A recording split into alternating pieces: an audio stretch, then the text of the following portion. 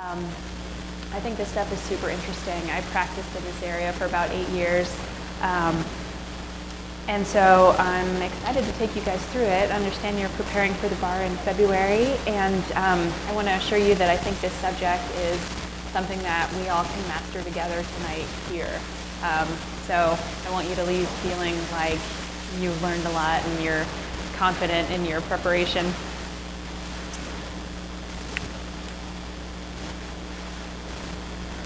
Okay, so BarWinners has told me that you have 2 problems, buff and rem, that you should review for this lecture, and that you also have the outlines for these questions.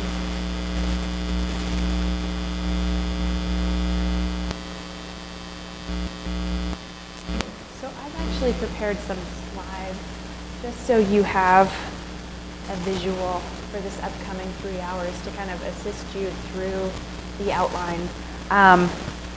I'm not going to follow the order of the outline. The outline has 3 sections in it: corporations, partnership, and agency.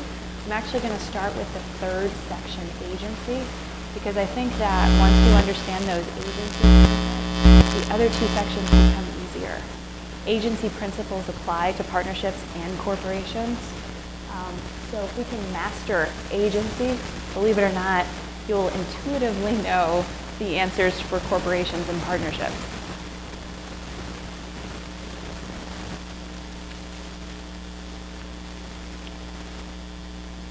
So if you are looking along with me on your outline, I am looking at section 3, agency relationships, which is on page 43. So let's start with what an agency relationship is.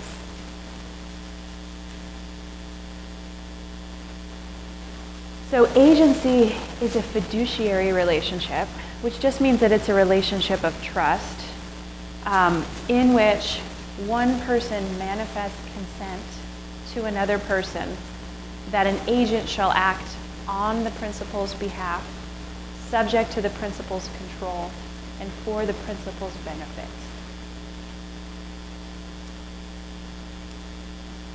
So, a simple real-life example. I asked my dad to negotiate the purchase of a car for me.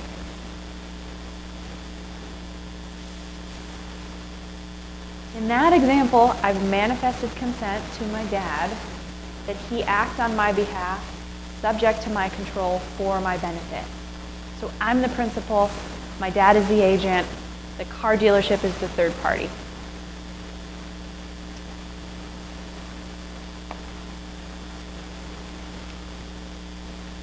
This triangle here essentially represents the relationships, right? The P stands for principal, the A stands for agent. And you ask yourself, has a principal-agency relationship been created? If it has, then the agent's dealings with the third party can create legal liability between the principal and the third party.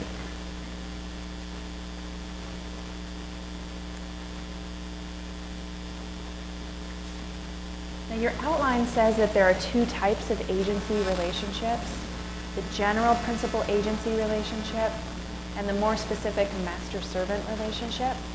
I think that the better way to think about that is that you have this world of principal-agency relationships, and the master-servant relationship is actually a subset. It's a principal-agency relationship, but it's a more specific principal-agency relationship. The principal in a master-servant relationship has to have a higher degree of control. The modern terminology for master-servant is just employer-employee.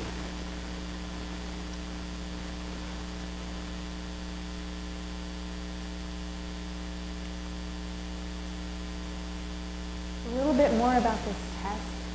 And again, with respect to this subject of agency, this is just something that you should memorize.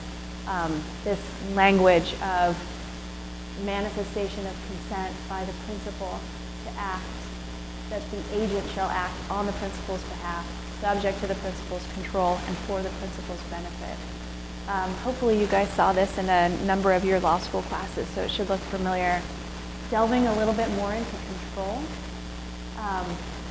with respect to a general principal-agency relationship, the principal controls the objectives of the agent. The principal need not control the means the agent uses. So think about your general contractor when you're remodeling your home, right? You tell your general contractor, hey, I want to remodel my bathroom and I want, this color and, I want it done this way generally. But you don't tell your general contractor, I want you to hire these people and use these tools and, get into that level of specificity. In an employer-employee relationship or a master-servant relationship, you have that level of specificity, right? Use this wrench, show up at this time. So you can see that there's a higher level of control in a master-servant relationship than there is in just a general principal-agent relationship, such as that of a general contractor.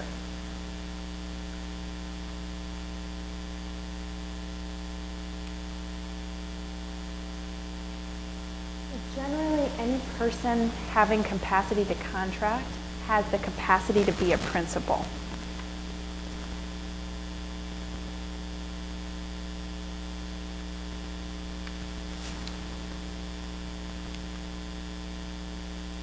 Looking at the level of control of a master-servant relationship, it's the same test to create the relationship. Notice that it's the same rule. The language in red, though, is a little bit different. The principal has the right to control the physical conduct of the agent and the means and the manner of the agent's services. And that's what you think of when you think of the employer-employee relationship. Your employer has the right to tell you how, when, and where to perform your services, contrasted with, say, your general contractor. Okay, so how do you create these agency relationships? If you can find all of those elements, the manifestation of consent, that the agent act on P's behalf, subject to P's control, for P's benefit, that is going to create the relationship. You don't need any kind of level of formality. It doesn't have to be in writing. It doesn't have to be explicit. It can be oral or implied by conduct. With respect to control, you're looking at the right to control, not necessarily control that's actually exercised. In addition, the agency must be for a legal purpose.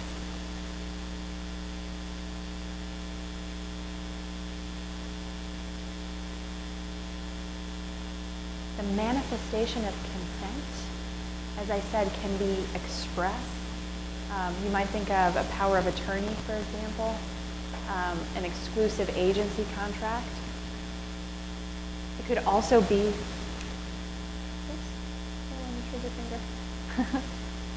as I said, it can be expressed, the consent, or it could also be implied.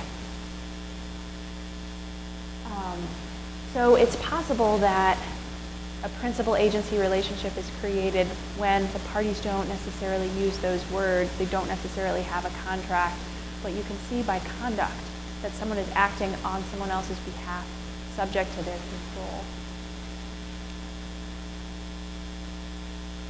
So the first issue that we looked at was agency creation. Do you even have that relationship? Once you have that relationship, you need to ask the question of, okay, can the agent then bind the principal? Remember the triangle, right?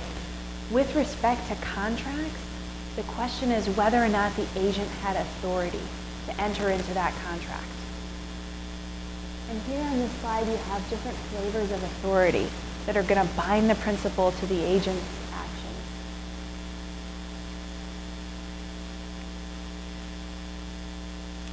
The first is actual authority. When you think of actual authority, that word actual should be a trigger word for you, that you're looking through the eyes of the agent.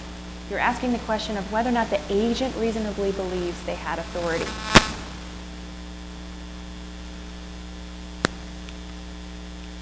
Actual express authority, when a principal and an agent expressly agree in clear, explicit language to enter into an agency agreement.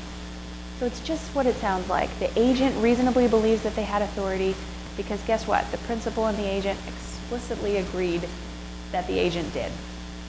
That's a most straightforward form of authority. An example, let's say we have Paula, who's a movie producer, and she hires an assistant, Amy. And Paula says to Amy, go out and hire a camera person. Okay, so Amy has actual express authority to go out and hire a camera person. Actual authority can also be implied.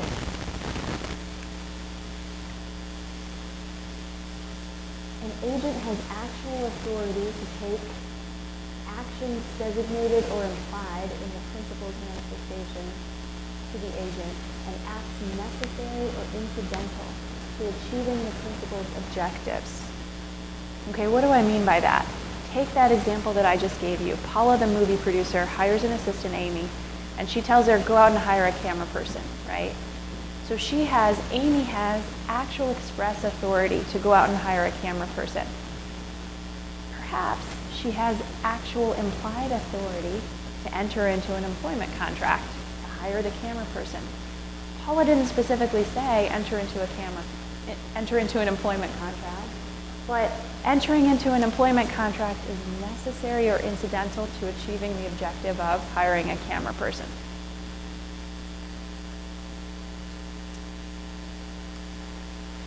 Another example, you have Paul, who owns an apartment building.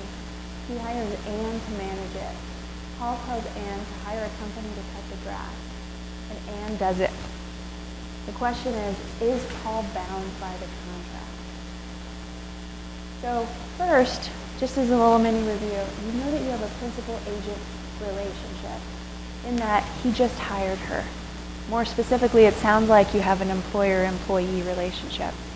Once you have that employer-employee relationship, when you're asking the question of whether or not Paul is bound by something that Anne did, you have to ask the question of, does Anne have authority? It looks like she has actual express authority to hire a company because he said, hey, go out and hire someone. What if he says nothing to her about cleaning the building and she hires a janitor to clean the building? Is Paul bound by the employment contract with the janitor? Again, we have a principal-agent relationship, probably an employer-employee relationship. Then the question becomes, does Anne have authority to hire the janitor? Is it reasonable for Anne to believe that she had authority to hire the janitor? Yes, if cleaning the building is necessary or incidental to Paul's objective of managing the building.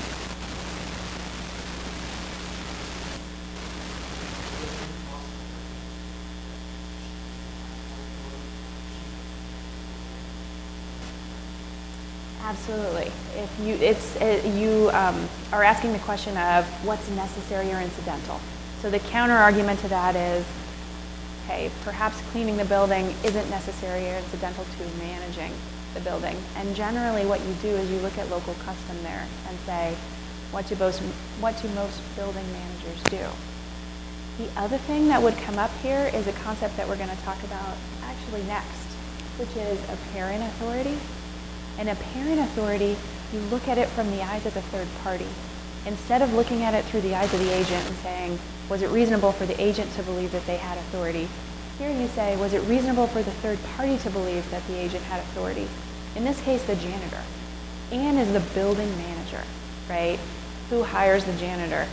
The janitor, it seems like it's reasonable for him or her to believe that the building manager has authority to hire him. So, what is apparent authority? Again, you look at it from the eyes of the third party, and you ask, does the third party reasonably believe that the agent has authority to act on behalf of the principal?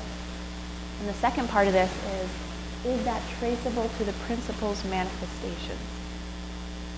In our case with Paul and Anne hiring the janitor, is the janitor's belief that Anne has authority to hire him traceable to Paul's manifestations?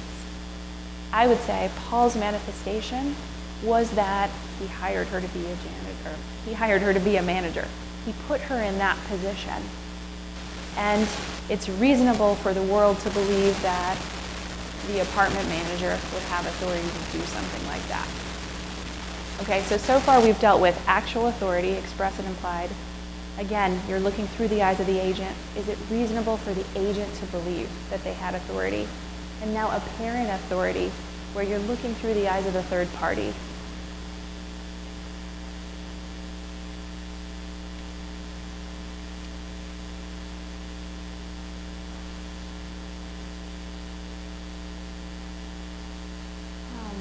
And again, on the slide, I also note, what is an objective manifestation of the principle?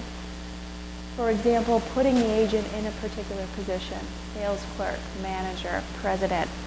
They're manifesting to the world that those folks have the authority, or at least they're giving the appearance that they have the authority to do things that you would expect a sales clerk, a manager, a president to be able to do.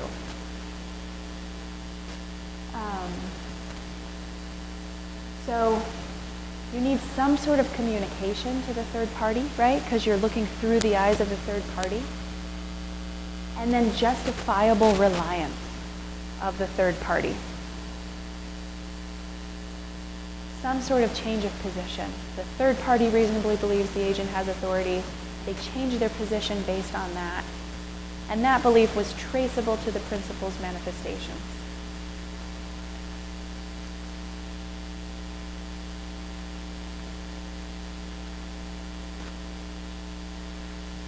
Again, going back to our example with Paul, the apartment owner, if Anne hired a janitor, even after Paul says to not hire a janitor, so Paul specifically tells Anne, hey, don't hire a janitor. And she goes out and hires a janitor. If local custom is for managers to hire janitors, Paul might be bound by this contract because of apparent authority, because we're looking through the eyes of the third party, the janitor, and saying, was it reasonable for the janitor to believe that Anne had the authority to hire him? And how is that traceable to the principle Paul's manifestation? You put her in the position of manager. How would Paul negate this apparent authority? He would somehow have to tell the world that she didn't have authority to do that. Usually what you see is employers telling their agents, hey, you have to use this specific contract form. And it'll say on the bottom, must be signed by owner or something like that.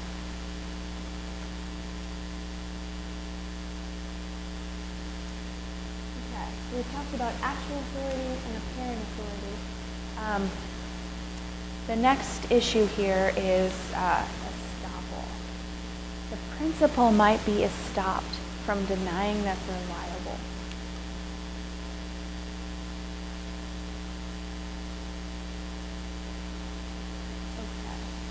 So if the principal makes the third party reasonably believe that the apparent agent has authority, that he is estopped from denying the existence of that authority.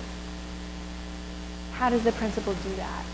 They can intentionally or carelessly cause the third party's belief, or, knowing of that belief, not do anything to notify them that it's not true. In addition, the third party justifiably relies on the appearance of authority and in good faith changes their position. What's a change in position? The payment of money, expenditure of labor, suffering some sort of a loss or a legal liability. So let's say I'll use P and A names. Let's say Pam, in Alan's presence, tells Ted,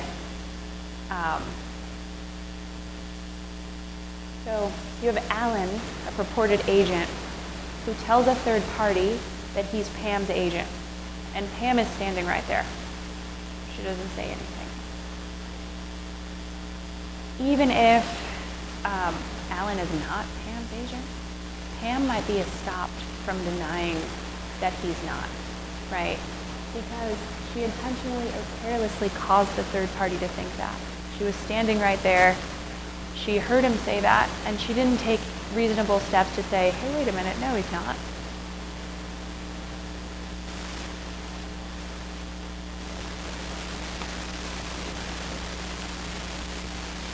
Okay, the next authority category is called inherent agency power.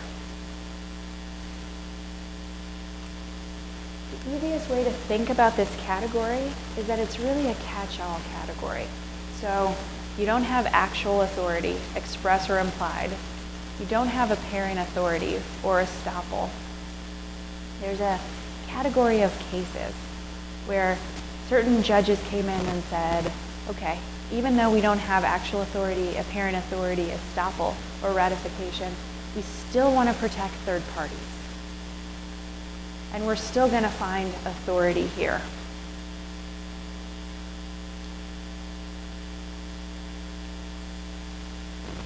So inherent agency power is a term used in the restatement to indicate the power of an agent which is derived not from authority, apparent or estoppel, but solely from the agency relation, and exists for the protection of persons harmed by or dealing with a servant or other agent.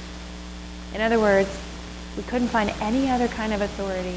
We still want to protect the third party.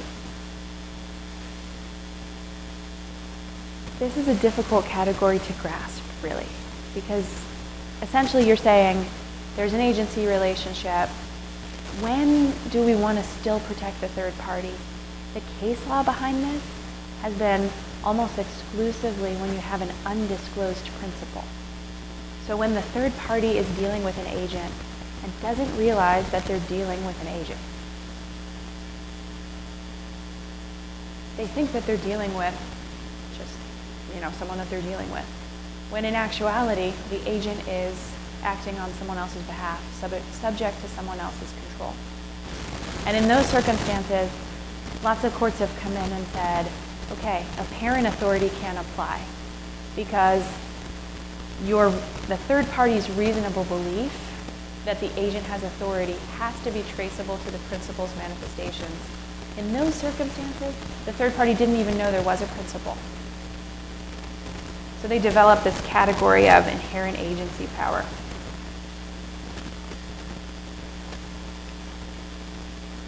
Okay, and finally, our last category of authority is ratification. Ratification can be thought of as an after-the-fact agreement by the principal to be bound. So the agent goes out in the world and makes a deal, right? Even if they don't have authority, none of these other things that we've talked about apply. The principal says, you know what, it's a pretty good deal. I'm going to ratify it. I'm going to take it. So ratification is an affirmation by the principal of an act done by an agent originally without authority. The result is to bind the principal. It can be expressed or implied through conduct. What do I mean by implied through conduct? The principal can accept the benefits of the transaction.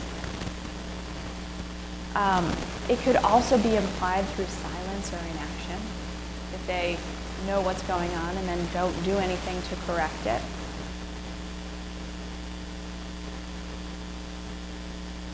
The ratification is going to relate back to the time that the act by the agent was done.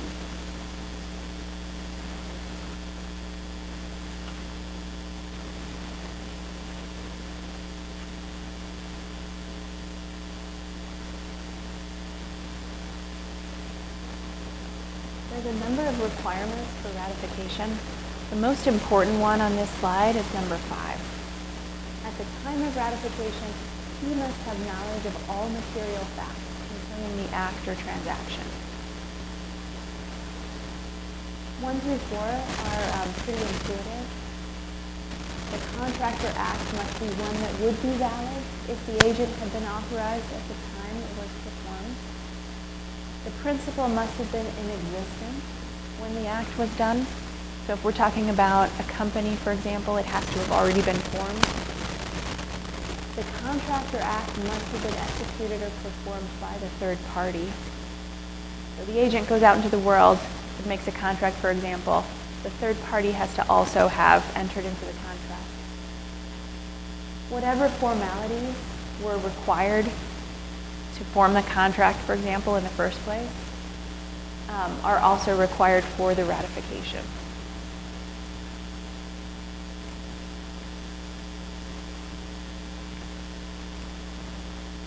Okay, let's look at an example of ratification. So you have Pam, who's a writer. Her husband, Alex, enters into a contract with a publisher under which Pam's next book is to go to ABC Publisher. Pam gets a check from ABC representing the advance on the contract, and she cashes the check.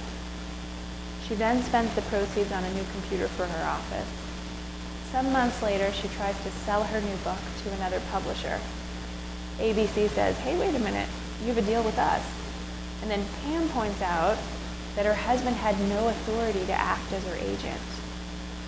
Specifically, this problem says, she correctly points out, he didn't have authority. ABC responds by saying that she had ratified the contract. Who wins? Yeah, she ratified how?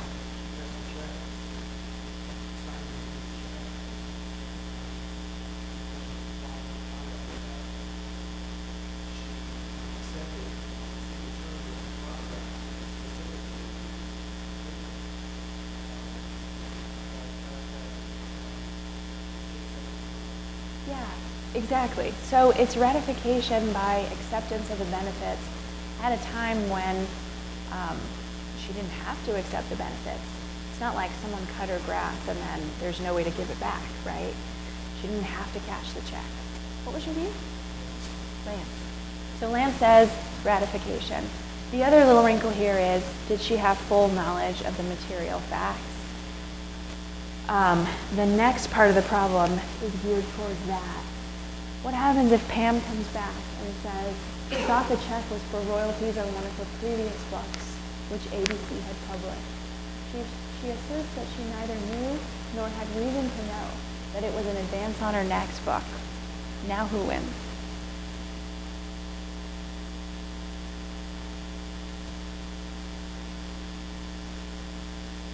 I think now that you can argue, hey, she didn't have knowledge of all the material facts, that she was cashing a check for that particular book. And that's why I would say, on your checks in the little memo line, you write what it's for, right? So keep in mind that in order for ratification to be effective, the person ratifying, the principal ratifying, has to have knowledge of all the material facts. And here she's saying, hey, I thought that check was for a different book.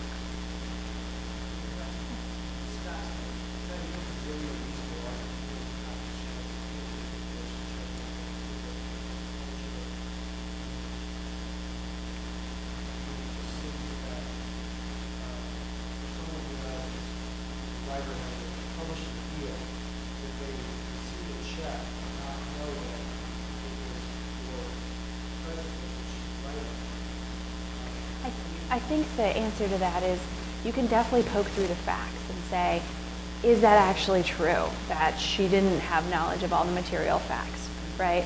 But it, right.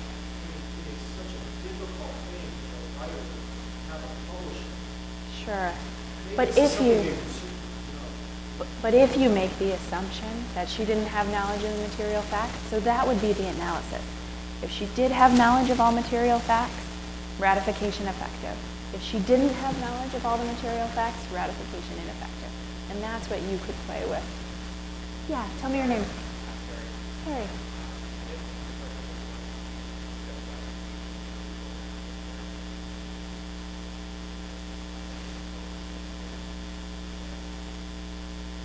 Yeah, it's a good question. So I would say once you've established a principal-agency relationship and you're asking the question of whether or not the principal is going to be bound on a contract, you want to mention all of those flavors of authority in some capacity. Actual, express, and implied, apparent, estoppel, ratification. You obviously want to hit the one first that the fact pattern seems to be geared toward. So if it looks like a ratification question, then you go specifically to ratification, spend most of your time there, but also just to kind of make sure that you're kind of hitting all these different avenues, just like in practice, how you would kind of belt and suspenders. Hey, even if ratification was ineffective, maybe we could argue apparent or estoppel. You would do that same thing in an essay. And if I were preparing kind of a mini checklist for this subject, it would be, is a principal-agency relationship created? And that test, those 3 prompts. Once it's created, is principal liable for an agent's contracts? List those flavors of authority. And next we're going to say, is principal liable for an agent's torts? When can a principal be liable for an agent's torts? Generally only in the master-servant context, right? And that's actually the next subject that we're going to talk about is vicarious liability. And this is why it matters. What kind of principal-agent relationship is created? Is it just a general principal-agent relationship, or is it one of a higher level of control? Because it'll change the answer as to whether or not a principal is liable for an agent's torts. Respondeat superior. A master is vicariously liable for the negligent or tortious acts of its servant who is acting within the scope of the agency relationship. So in other words, in a master-servant relationship, a master is liable for the torts of his servant if those torts have occurred in the scope of the servant's employment. Here's the modern statement of the rule. An employer is subject to liability of the torts of employees while acting in the scope of their employment. So there's really 2 analyses here. The first, are you dealing with an employer-employee, master-servant, and those terms are interchangeable, relationship. If you are, the principal is liable for torts if the torts were committed in the scope of their employment. Okay, how is something in the scope of employment? The case law is really all over the map here. So what we've done is we've given you a bunch of things to look at. So is the act one commonly done by the servant, right? If it's a cashier, for example, was the tort committed while they were performing their duties as cashier? Is the act within the time, place, and purpose of the employment, right? Is it on the business premises during business hours? Is the act, there's a typo there, outside the enterprise of the master, or if within the enterprise has not been entrusted to any servant? So if the person's a cashier, were they outside on break doing something that's completely outside their employment? Did the master furnish the servant the instrumentality by which the harm is done? Let's change the scenario. Let's say you're dealing with a bouncer, and the bouncer used, my knowledge of weapons is not good. I don't know. What's that stick that they sometimes have? Baton. Thank you. I was going to say nunchucks. That's from children.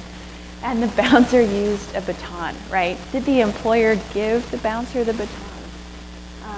Is the act a departure from the normal method of accomplishing the authorized result? Is it just a complete deviation from how you normally perform? So also along the lines of, is the act outside the enterprise of the master? Was the servant on what's called a frolic, a substantial deviation from her authorized duties? So the common example is a newspaper delivery boy that, rides his bike to go see his girlfriend, off the delivery path, right? We might say if he commits a tort while he's doing that, he was on a frolic. Okay, so we've talked about agency creation. We've talked about once you have that relationship, is the principal liable for an agent's contract? Is the principal liable for an agent's torts? And now we're going to terminate the agency relationship. How do we do that? By agreement. Completion of the undertaking. If it was an agency relationship created for a specific thing, if they've done that thing, for example, like you hire a broker to help you purchase a building, you've purchased that building. Mutual consent, revocation by the principal, renunciation by the agent. So there's different terminology, but that's either one of them basically saying, I'm done. Death of either the principal or the agent, loss of capacity of either, change in circumstances, destruction of the subject matter. Okay. Effect of termination of authority. You still have to be careful about apparent authority. Because remember, apparent authority is created if the third party reasonably believes, if the public reasonably believes that the agent has authority. So they could mutually agree to end the principal-agent relationship. And if it's not clear to the third party, and the third party's belief is reasonable, traceable to the principal's manifestations, the principal could still be liable for an agent's actions. So apparent authority is going to terminate when the third party has notice. So sometimes you have to let the world know that you've terminated that relationship. Okay.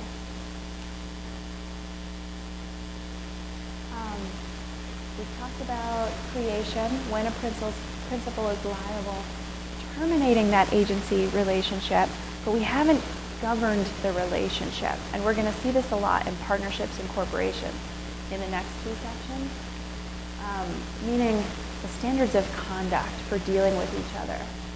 So an agent owes the principal fiduciary duties, including the duty of loyalty, a duty to act solely and entirely for the benefit of his or her principal in every matter connected to the agency relationship.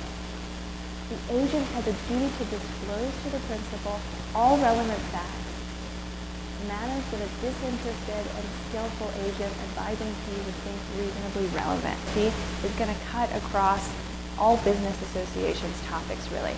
We're going to talk about duty of loyalty in partnerships. We're going to talk about it with corporations.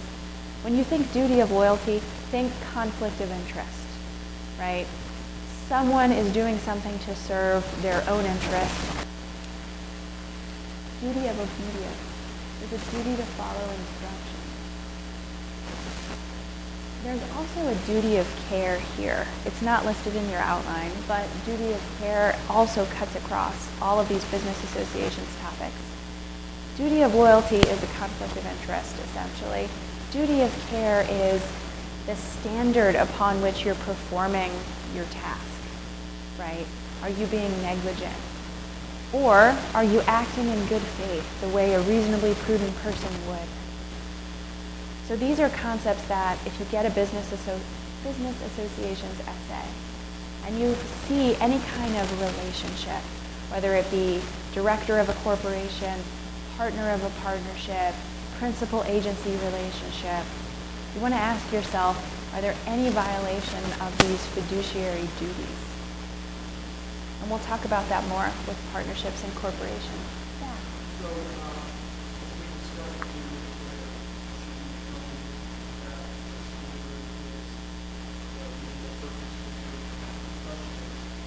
that essentially it seems to be very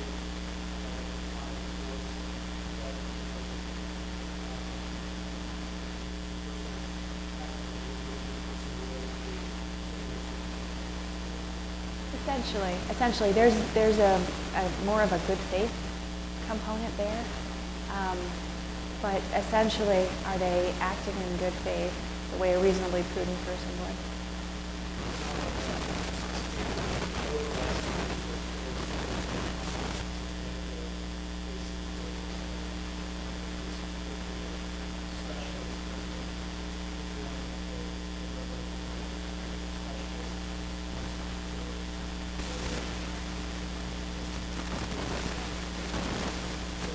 Yeah, you can take into account for duty of care and fiduciary duties the level of skill that the person has. So it's a similarly situated person.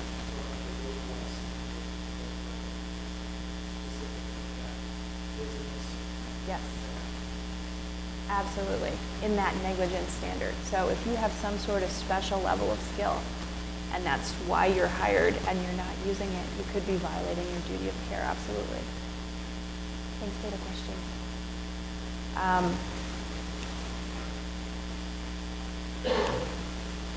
Okay.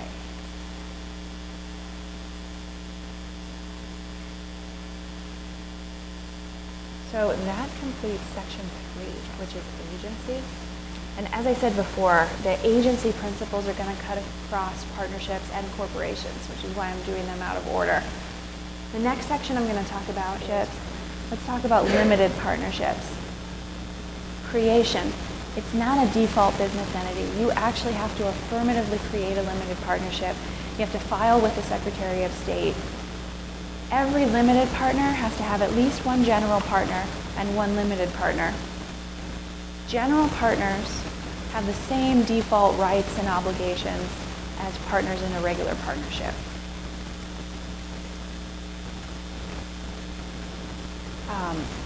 Limited partners.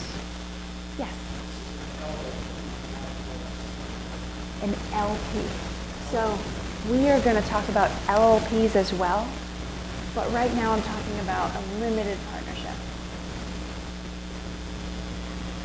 And I will be talking about limited liability partnership. Okay, so yeah, Harry. RULPA, the Revised Uniform Partnership Act. RULPA. Okay, so limited partners. Okay, think about this concept of apparent authority, right? Letting the world know that they're limited. That's very appealing, right? The public is on notice that those are limited partners, even their title. They're barred statutorily from participating in the management of the business. You're basically talking about investors here, right? They're not going to participate in the management. They have no right or power to act for or bind the limited partnership. You've even really negated the apparent authority just in their title.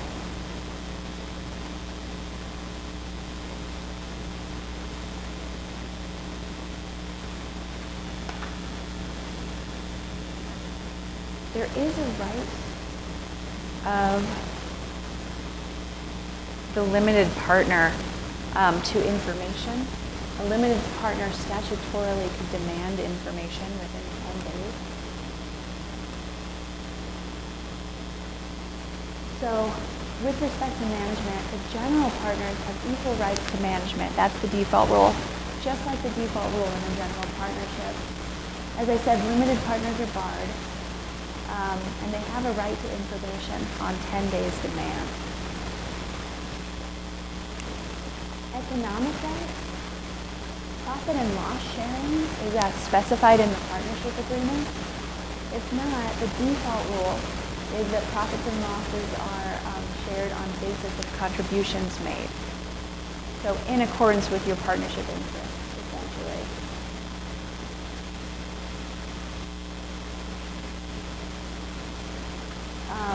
Partners don't have distribution rights necessarily if they're not granted distribution rights in a partnership agreement. If there is a distribution right, those distribution rights are subject to set off, meaning if the partner owes the partnership money, when the partnership distributes money to that partner, they'll distribute that money less what the partner owes the partnership.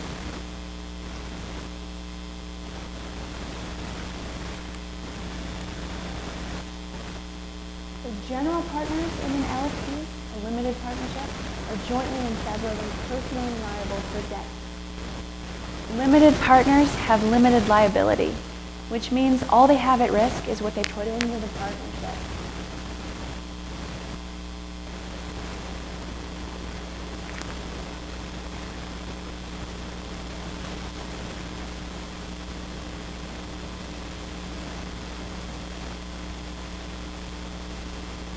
Limited partners are responsible for the debts of the partnership, as I said, only to the extent of their investment. If a limited partner takes part in the control and the management of the business, they may become liable as a general partner. for the partnership's debts.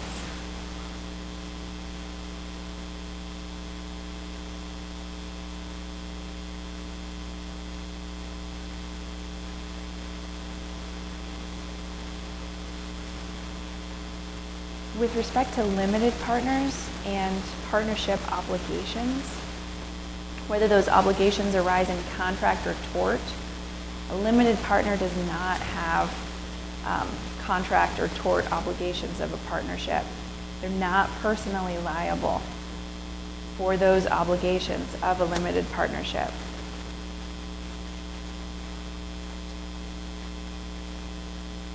And then finally, dissolution. A limited partnership will dissolve upon all those things that I talked about a general partnership dissolving upon.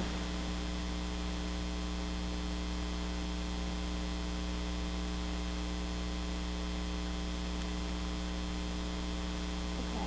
So LLCs are listed in your outline under partnerships. They're not technically partnerships. They're limited liability companies. People often refer to them as partnerships because of this. The triangle that I drew, because of the pass-through taxation. They're taxed like partnerships.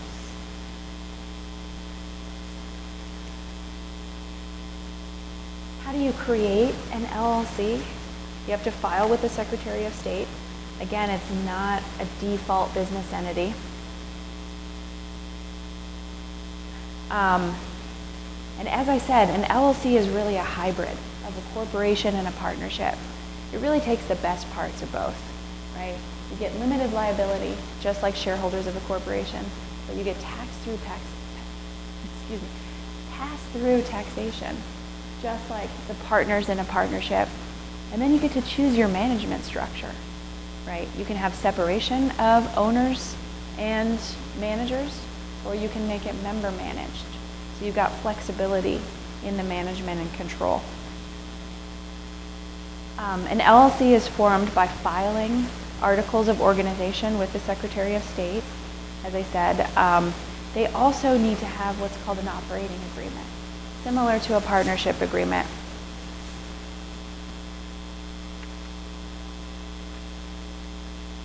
The default rule for amending the operating agreement is unanimous consent of all the members.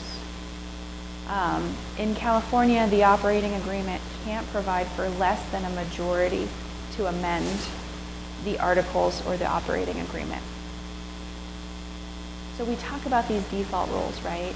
You can modify these default rules by contract in the operating agreement or in the partnership agreement. Every once in a while, the statute will say, hey, but you can't do this or that, right? And this is one of those circumstances where, hey, you can't amend the articles or the operating agreement with less than a majority.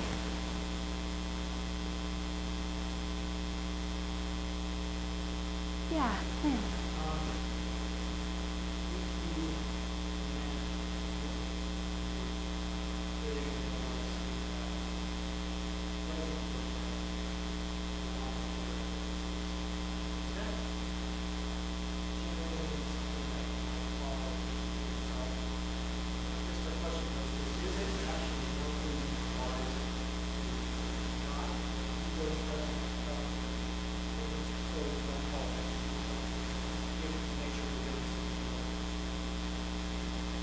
Attention to yourself in what way? You mean with the Secretary of State? Let's say that you involve litigation, somebody say, well, you're not going to do it, and it's the agreement, change it, modify it,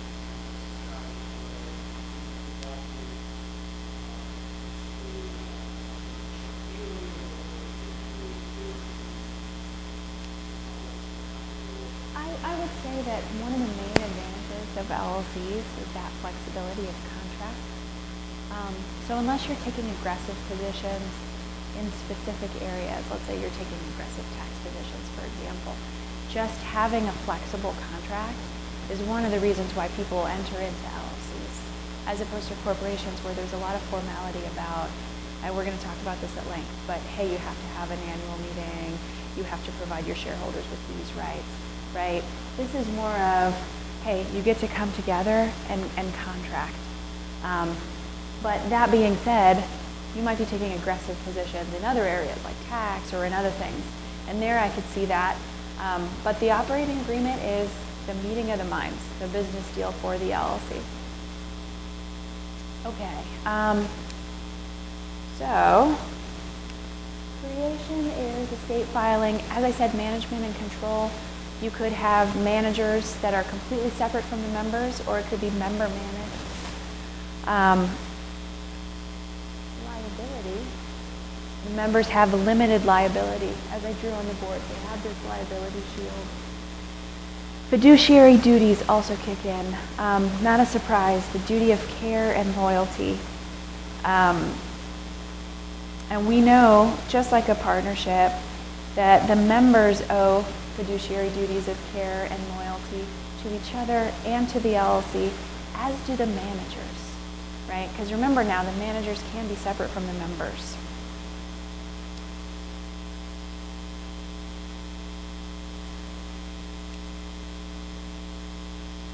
Dissolution. Essentially, an LLC can be dissolved for all the reasons that we talked about with a partnership upon mutual agreement. An LLC may also be administratively dissolved for non-payment of state tax or fees if you're at the end of a particular undertaking, or if it's voluntarily dissolved upon the filing of articles of dissolution.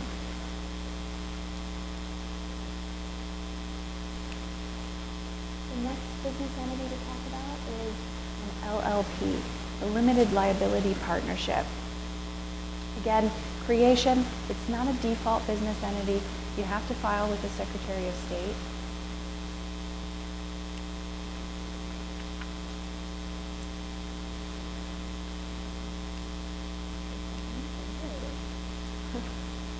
Like a limited, an LLP is essentially like a limited partnership, an LP, but it's designed for use by certain professions, accountants, lawyers, architects, to protect general partners from malpractice of others.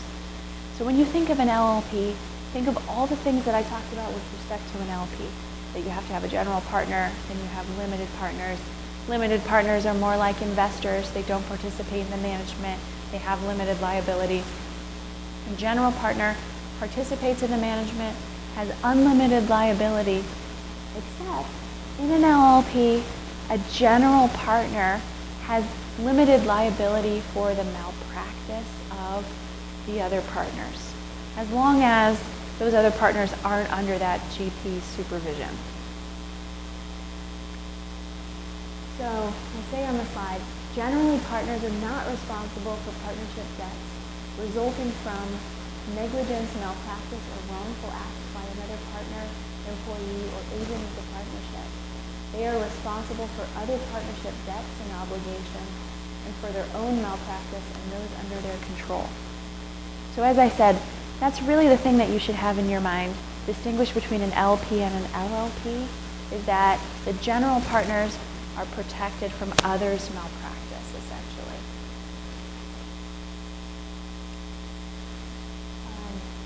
Certain states like California require some amount of liability insurance for that malpractice.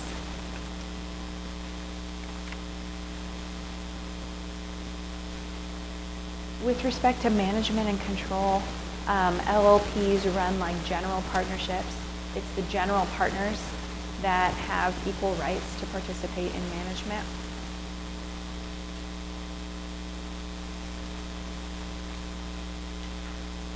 Okay, this is probably a good time for a break because we have finished agency, which was section 3, and we finished partnership, which is section 2. What we have left is section 1, corporations. How long do you guys usually take for partnerships? And we're on to section 1, corporations.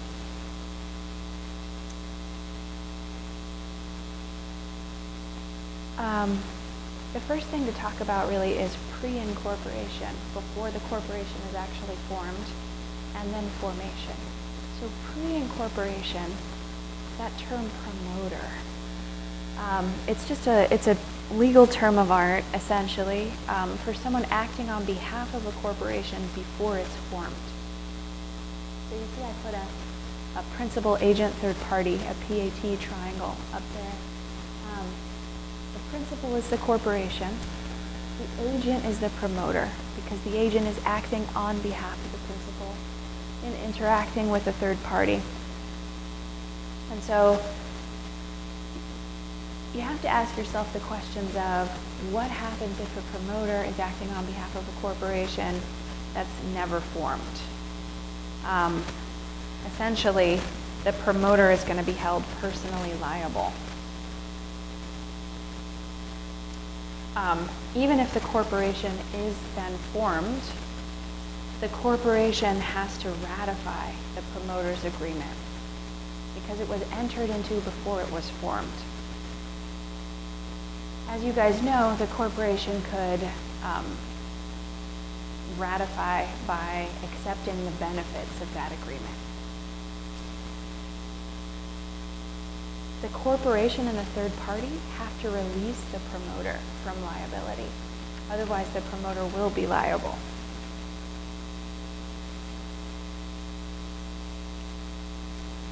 So just as a review, a promoter, one who claims to act as an agent prior to incorporation. Does the corporation become a party to a promoter contract? Yes, if the contract is adopted or ratified. Is the promoter liable if the corporation breaches? Yes, unless the company and the third party release the promoter. Is the promoter liable if the corporation is not formed? Yes. And that's just straight from agency law, which is why I put up the triangle.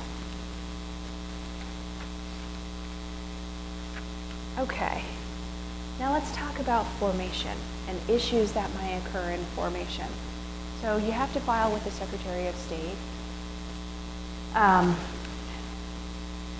This is your corporation. The corporation, essentially, that's validly formed. If a corporation is invalidly formed, say they file their forms wrong, they're missing a signature, something like that, it could still be considered a de facto corporation if it's formed with a good faith attempt to comply with statutory requirements. So you have to have a valid incorporation statute, colorable compliance and good faith, and then some sort of exercise of corporate privileges. So a creditor might sue shareholders and say, hey, guess what? Your corporation was invalidly formed. Now I get to reach into your personal pockets because if you're not a corporation, you're a partnership. And the corporation says, no, no, no. Okay, we know we messed up in our corporate filing, but we had colorable compliance in good faith, exercise of corporate privileges, or a de facto corporation. Another doctrine that might apply, incorporation by estoppel. So essentially, in that scenario that I gave you, the creditor saying, hey, you guys are a corporation. We get to reach into shareholders' personal pockets. Or, excuse me, you guys are a partnership. We get to reach into partners' personal pockets. We know you call yourself shareholders, but the corporation wasn't validly formed. The corporation and the shareholders could come back and say, we are an incorporation by estoppel because you, third-party creditor, thought the firm was a corporation, and you would get a windfall if you were allowed to argue that we're not. You've been dealing with us as a corporation. You granted us credit based on us being a corporation. You can't then get the benefit of a missing signature of invalid formation. Okay, so remember those two doctrines, de facto incorporation and incorporation by estoppel, especially if you see any kind of formation issues.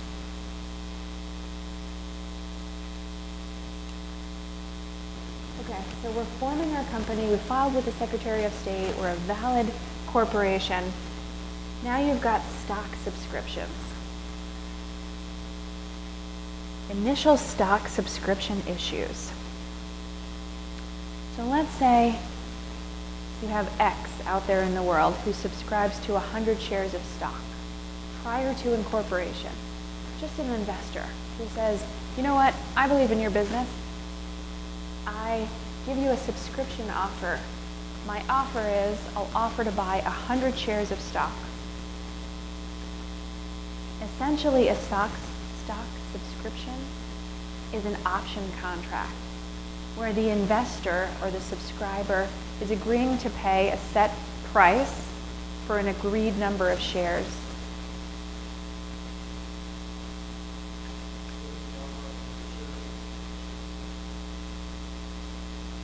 If you can't issue more than what's authorized. So the valid part of the offer would only be the 10. You can look at the offer as share by share. Okay, in your subscription agreement, you may have conditions precedent to the subscriber's duty to pay. So for example, the subscriber might say, okay, here's my offer. The conditions precedent, I want a little bit of due diligence. Once the corporation is formed, I want to see your initial balance sheet and things like that. An unpaid subscription price is a corporate asset. So if a subscriber owes the corporation money on a subscription offer, that's considered a corporate asset that a creditor can actually reach, which means what?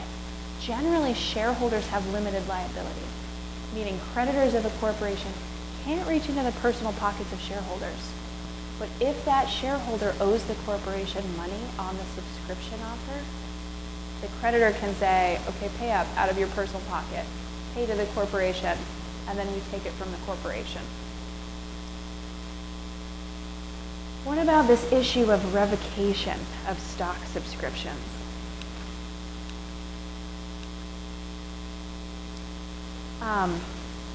A pre-incorporation subscription offer is revocable prior to incorporation and board acceptance.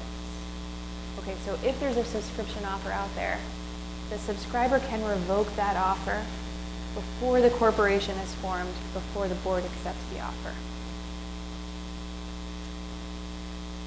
Some exceptions, some offers are made irrevocable.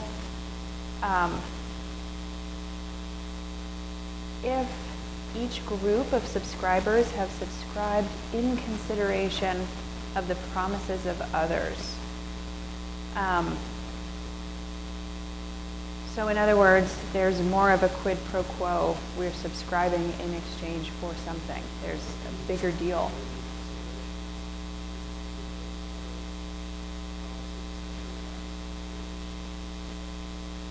Correct. And that's why it's invoked there. That's why then the offer is irrevocable at that point. Okay, post-incorporation revocation. Essentially, the subscriber can still revoke as long as it's prior to board acceptance. And again, unless the exception is if consideration was given. Okay, subscriber defenses to the subscription agreement. If the subscriber wants out, the subscriber could argue the corporation was defectively formed, for example. The corporation then says, hey, we have a de facto corporation or incorporation by estoppel. But if it can't meet those requirements, the subscriber could effectively get out of a subscription agreement by saying the corporation is not validly formed. You see some contract defenses here, fraud and inducement. For example, the corporation could consent to the subscriber resigning from the subscription agreement. The corporation could also consent to the subscriber assigning their rights to another party.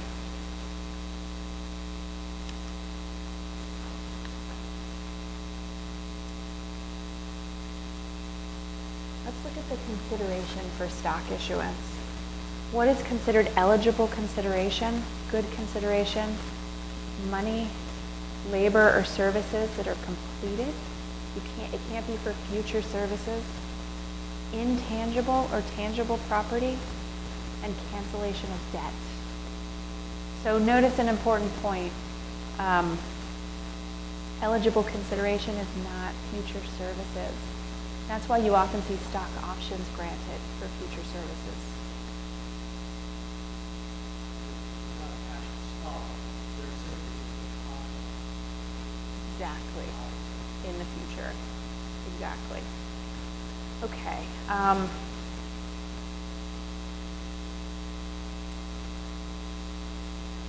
So what is the effect of shares issued for invalid consideration? Those shares can be voidable by the corporation. If a corporation is insolvent, creditors can recover the agreed price from the subscriber.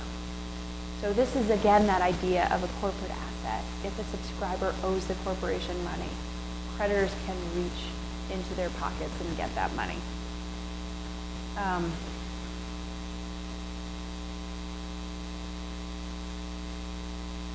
Think about this concept of par or stated value for stock. So let's think about this idea that shares could be issued below their value. And what happens if that happens? A director who assented to the issuance of stock could be at below its stated value, could be liable for a breach of the duty of care. And if directors are liable for breaches of duty of care or duty of loyalty on a different issue, that's a personal liability, right? The directors and the officers' personal pockets are exposed there. If directors mistakenly overvalue the consideration that they accept in exchange for shares, it could create that same issue, that duty of care. How was that consideration overvalued? In other words, the corporation got shafted. Is it your fault? Were you grossly negligent in that? Issuance of stock at less than full value or for overvalued consideration creates what's called watered stock. Watered stock is just stock that's been purchased at not full price because the consideration was overvalued or because it was just issued for less than full value. The corporation can cancel the shares of watered stock or attempt to complete the payment for the difference between what it received and full value. The recipient, the subscriber, is liable for the difference. A creditor can also try to get that difference in value. That quote-unquote water, the difference between what was paid and what should have been paid, is a corporate asset. If that watered stock is transferred to another purchaser out in the market, that doesn't cut off the original subscriber's liability for that water.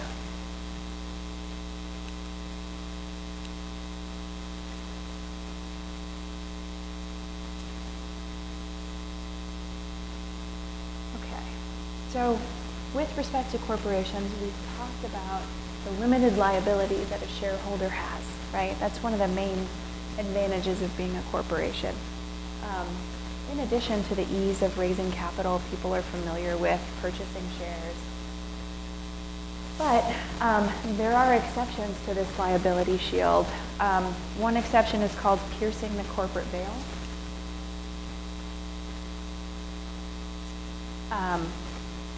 The courts will pierce the corporate veil if the entity is used to violate public policy, if the entity is used to commit fraud or evade civil and criminal sanctions,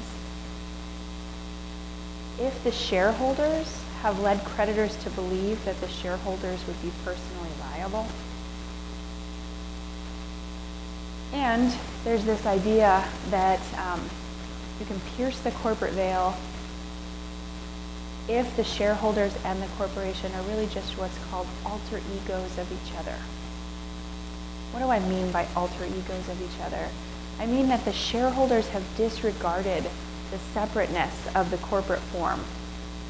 So they're not complying with corporate formalities. They're, say, mixing personal assets with corporate assets, treating corporate property like their own, and in this alter ego theory, along with disregarding corporate formalities, there's also this idea that you could pierce the corporate veil if injustice would result if you didn't. Injustice is not, it's not enough to say a creditor didn't get paid. That's not enough of an injustice. An injustice would be, for example, let's say shareholders were draining the corporation of money intentionally, right, to avoid paying their creditors. You might be able to say, hey, they were disregarding corporate formalities, and in addition, it would be an injustice to not get these creditors paid because essentially the shareholders were defrauding them. It's a relatively high standard to pierce the corporate veil. It's more than just business planning that leads to the piercing of the corporate veil, right? Because this is the regime that we've allowed legally. We've said, hey, shareholders have limited liability, right? So in order to win on this alter ego theory, you really have to show that they were disregarding corporate formalities and that some sort of injustice would occur if you didn't pierce the corporate veil. If you get to pierce the corporate veil, essentially the shareholders are treated like partners in joint and several liability. Okay. The deep rock doctrine. Essentially, think about a controlling shareholder making loans to a corporation. Those loans are going to be subordinated to claims of outside creditors.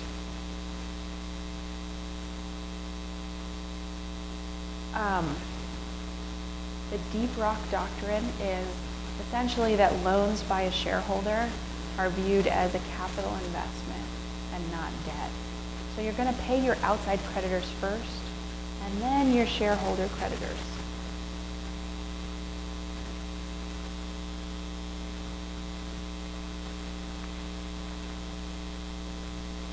Okay. So now that we've talked about pre-incorporation issues and formation issues, companies up and running, let's talk about operations, management and control.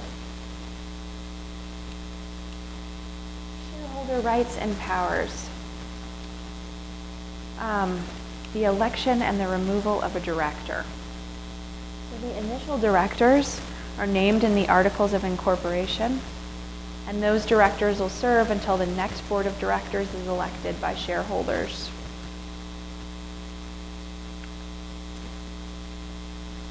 Removal of the directors. Most jurisdictions allow shareholders to vote on the removal of a director with or without cause. The Articles of Incorporation can provide that directors can be removed only for cause. If you're trying to protect your directors, you might want to do that because you want to attract good talent. Approval of fundamental changes in corporate structure. So shareholder approval statutorily is required in the cases of mergers, consolidations, sale of corporate assets out of the ordinary course of business, dissolution, and amendments to the Articles of Incorporation. You should intuitively recognize those major fundamental changes in corporate structure. So even if you don't memorize that list that I just gave you, right, it should strike some sort of, okay, wait, there's a merger. In our corporate law, we strive to protect the shareholders in a certain way, right? So you would think if there was a merger or dissolution or sale of corporate assets outside the business, that you would have to get shareholder approval if you believe in that policy of protecting the shareholders. Shareholder meetings. Annual meetings are specified in the bylaws. Every corporation has to have an annual meeting. The meeting must be convened or shareholders can obtain a court order to compel it. Corporations must hold annual meetings of the shareholders, the primary purpose being the election of directors. When we talked about piercing the corporate veil, this is one formality that you can say, okay, they hold annual meetings? Did they pass corporate resolutions? Those kinds of things. If they didn't, it strengthens your argument to pierce the corporate veil, or the alter ego argument. Special meetings can be called by shareholders as long as there's a proper purpose. What is a proper purpose? It means that the underlying purpose of the meeting is proper and within the shareholders' rights and powers. So let's say shareholders have the right to appoint a board of director when a member of the board has resigned. A proper purpose would be to carry out that right as a shareholder in order to do that.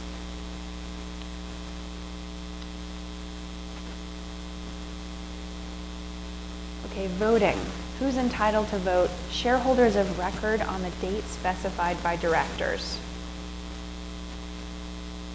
A majority of the shares entitled to vote achieve a quorum, and business can proceed as long as you have a quorum.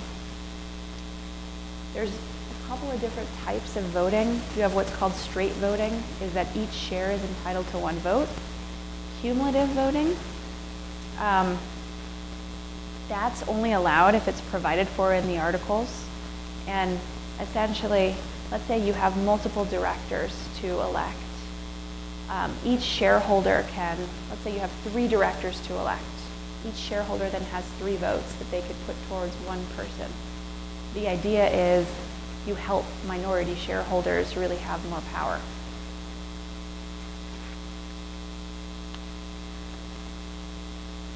Okay. Voting can be by proxy. In other words, a shareholder can give someone else the right to vote their shares. A proxy can be revocable at any time, unless it's a proxy coupled with an interest. What's a proxy coupled with an interest? Say the proxy holder has the proxy because they took that stock as collateral on a loan. That's a proxy coupled with an interest. Proxy contests. Those expenses, reasonable management expenses, can be charged to the corporation if the solicitation of proxies was undertaken to defend corporate policy and not just to protect jobs. So in other words, if the incumbent members of the board are soliciting proxies to vote on a substantive issue of the corporation, such as the direction that the business might take, right? Those proxy solicitation expenses can come from the corporation. And the expenses can be high, because when you solicit proxies, you have to give shareholders a lot of information and compile that information, right?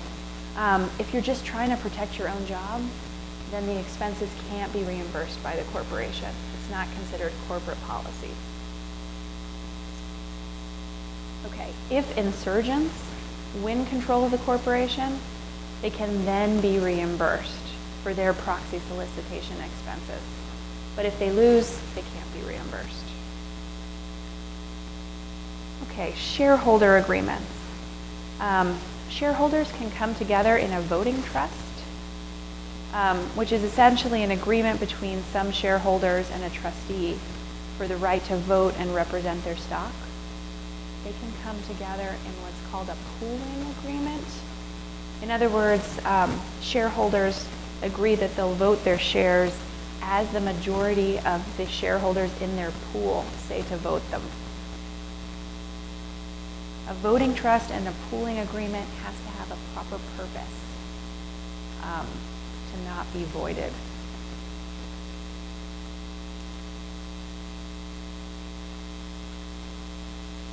Shareholders generally have the rights to inspect books and records. Those rights are subject to that they have to inspect at a proper time and place for a proper purpose and requested in writing.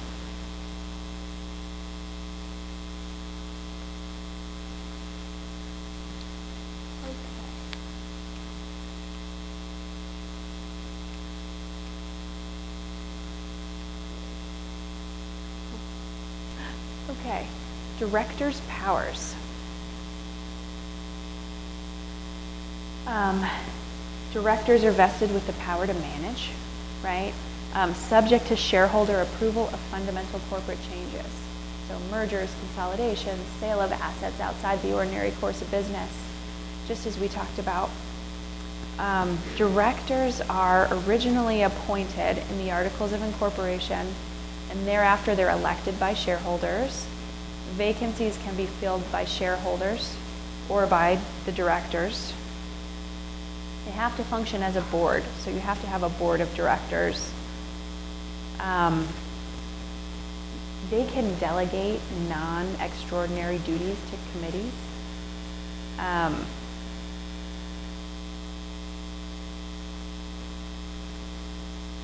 Directors also have rights of inspection, just like shareholders do.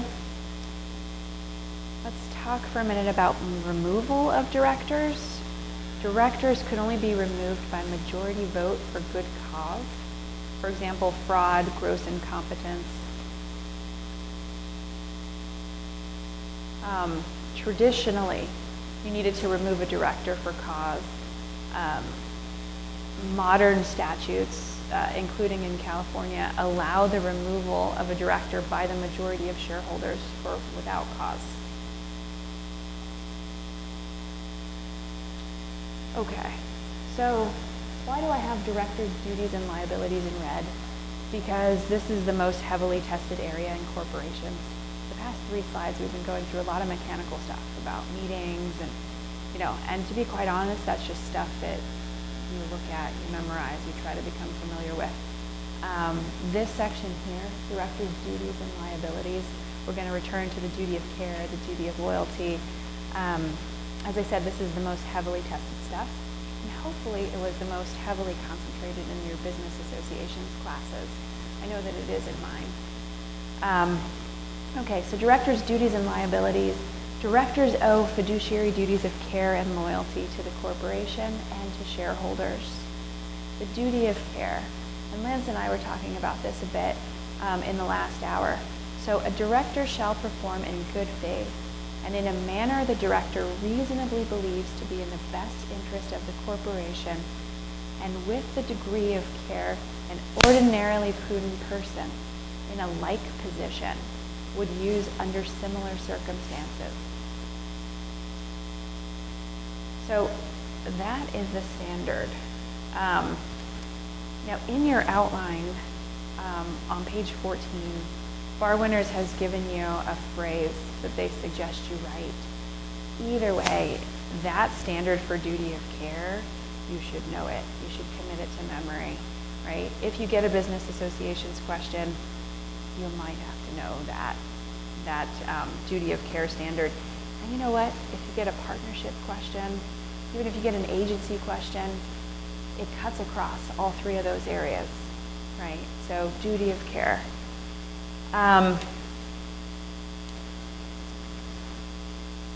Test of reasonableness.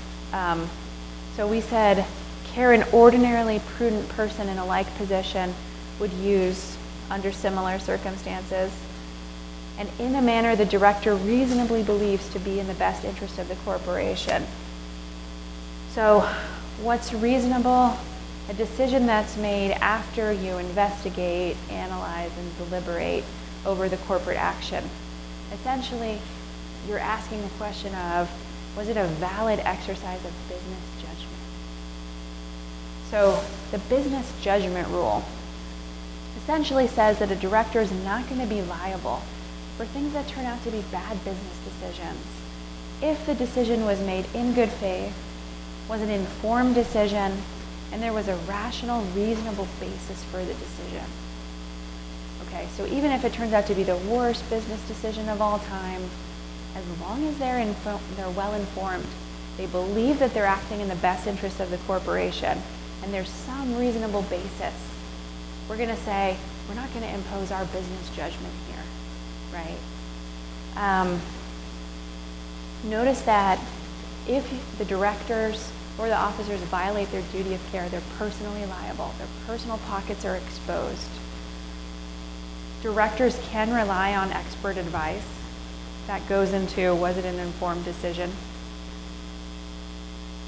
A shareholder vote can ratify a negligent act. The shareholder vote has to be unanimous, though.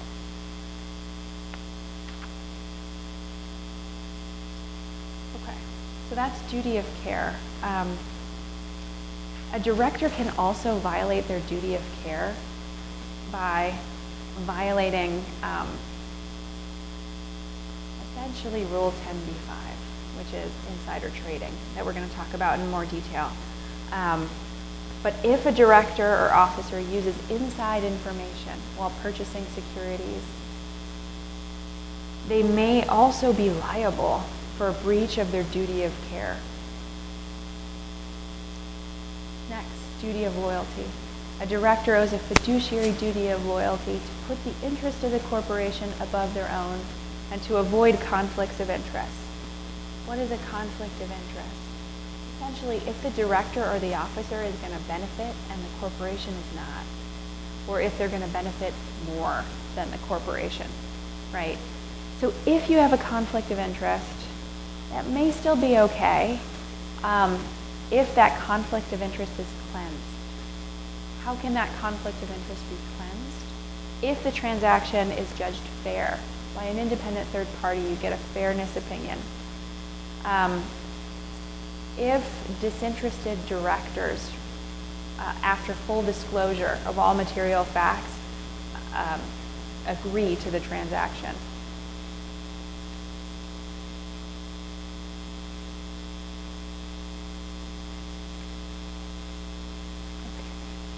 A director can also violate their duty of loyalty by taking a corporate opportunity, taking something that the corporation should have had a right to, taking it for themselves. So first we have to define corporate opportunity, right? What is the test for corporate opportunity? So courts have used a number of different tests. One, the narrowest test, is that the opportunity is necessary to the corporation. You can see that that's pretty narrow there. The next is that the corporation has an interest or expectancy in the opportunity. In other words, they have some sort of a claim to the opportunity. That's broader. And then the broadest test is that the opportunity is in the corporation's line of business. In other words, the opportunity was of the same general type that was engaged in by the corporation, just in the same business, right? So we went from narrower, less narrow, to more broad, right? And you can have in your mind all three of these tests: the necessary, interest or expectancy, line of business, right? So if you find that something's a corporate opportunity, then a director or an officer cannot take that corporate opportunity unless the director specifically offered it to the corporation first and the corporation formally refused to take the opportunity. So a defense to the breach of the duty of loyalty is full disclosure, corporate rejection of the opportunity. Similarly, you might have duty of loyalty issues if the director or officer is competing with the corporation. Directors can engage in an unrelated business, but a clear conflict of interest arises when that business is in direct competition with the corporation. A defense, perhaps when the director is hired, right? They have a contract that says that they're allowed to compete. Okay, notice that majority shareholders owe fiduciary duties to minority shareholders.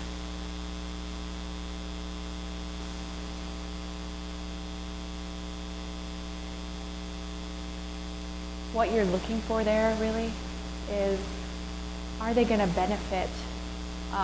Are the majority shareholders going to benefit where the minority shareholders are not?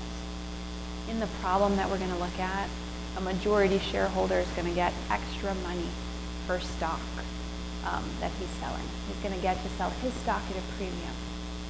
because he's on the board and he's the one negotiating the deal, right? That's the thing, that's the type of facts that lead you to think there's a violation of the duty of loyalty there.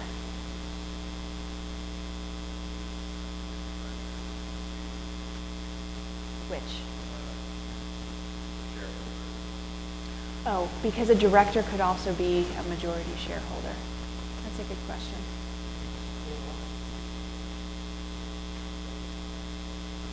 Yeah, absolutely. And just the general proposition that a majority shareholder owes fiduciary duties to minority shareholders, whether or not they're a director or officer. And actually, is it? I'm looking to see in the outline if it reads that way. Yeah, I mean, generally what to remember, majority shareholder owes fiduciary duties. Thanks for the question. What was your name? Bob. Nice to meet you. Okay. So in addition, you may also have breach of the duty of loyalty if directors or officers are selling to looters, or if a controlling shareholder is selling to looters. So say a controlling shareholder owes a fiduciary duty to the other shareholders not to sell his or her majority to a looter who's going to buy the shares to loot the corporation and cause damage to the corporation. In other words, there's a duty to the controlling shareholder to investigate whether the prospective buyer is a looter or not. If the sale of a majority shareholder constitutes a breach of the duty of loyalty, then the premium that was paid for that control will go to the minority. Which, if you think about that, doesn't necessarily make the minority whole if they really have bad intent for the corporation, right? To just give the minority the premium in the sale price. Right. I'm unsatisfied with the remedy. Okay, let's talk about officers' rights and powers.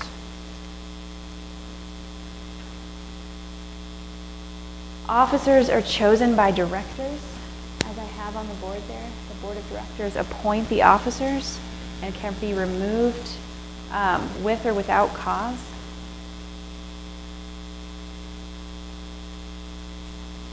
The authority of the officers, straight from agency, right? Because officers are agents of the corporation. So what's the authority? You have a whole section on authority of officers in your outline. But if you really, really understand the agency part of the topic, it's just repetitive because officers can have express authority, implied, apparent, estoppel, ratification, all the stuff that we talked about in section 3. Ultravira's contracts. A contract that's designed to achieve a purpose not authorized by the Articles of Incorporation or which uses unauthorized powers is going to be voidable by either party.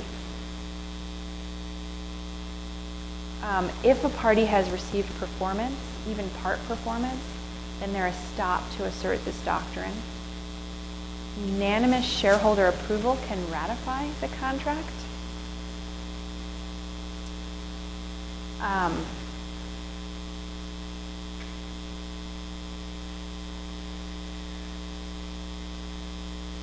The other party, if you're voiding the contract because you're arguing that it's an ultra-vires act, the other party can sue the corporation for breach of warranty of authority.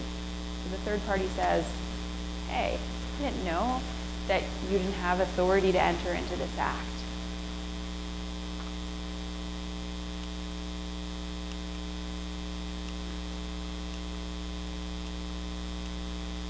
All right, let's talk about shareholder suits.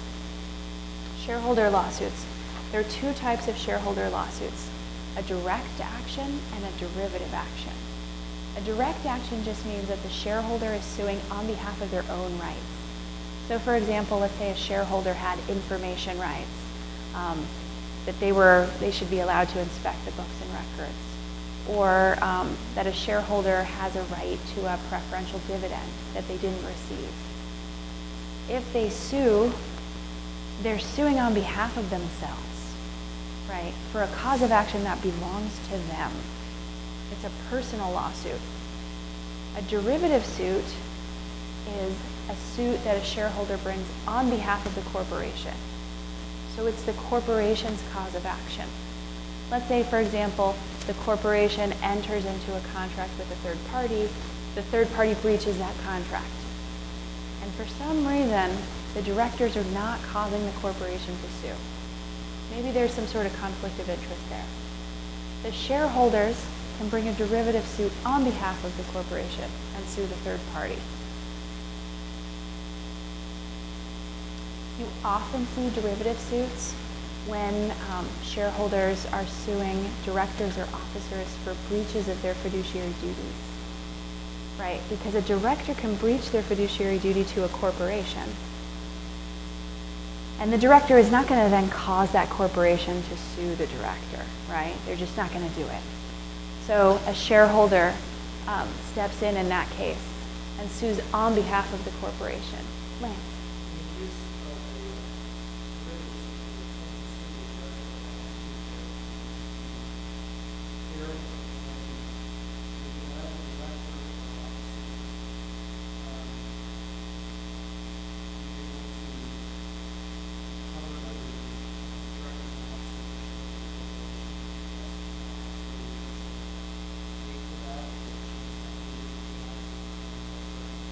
It depends on what the insurance contract covers, but yeah.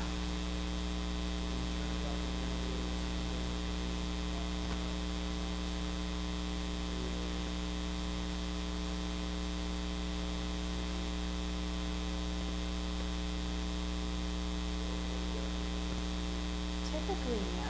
Typically, you get that kind of insurance to protect the director. And you might say, well, why would you do that? Why would you have the corporation pay insurance premiums to protect a director from harming the corporation?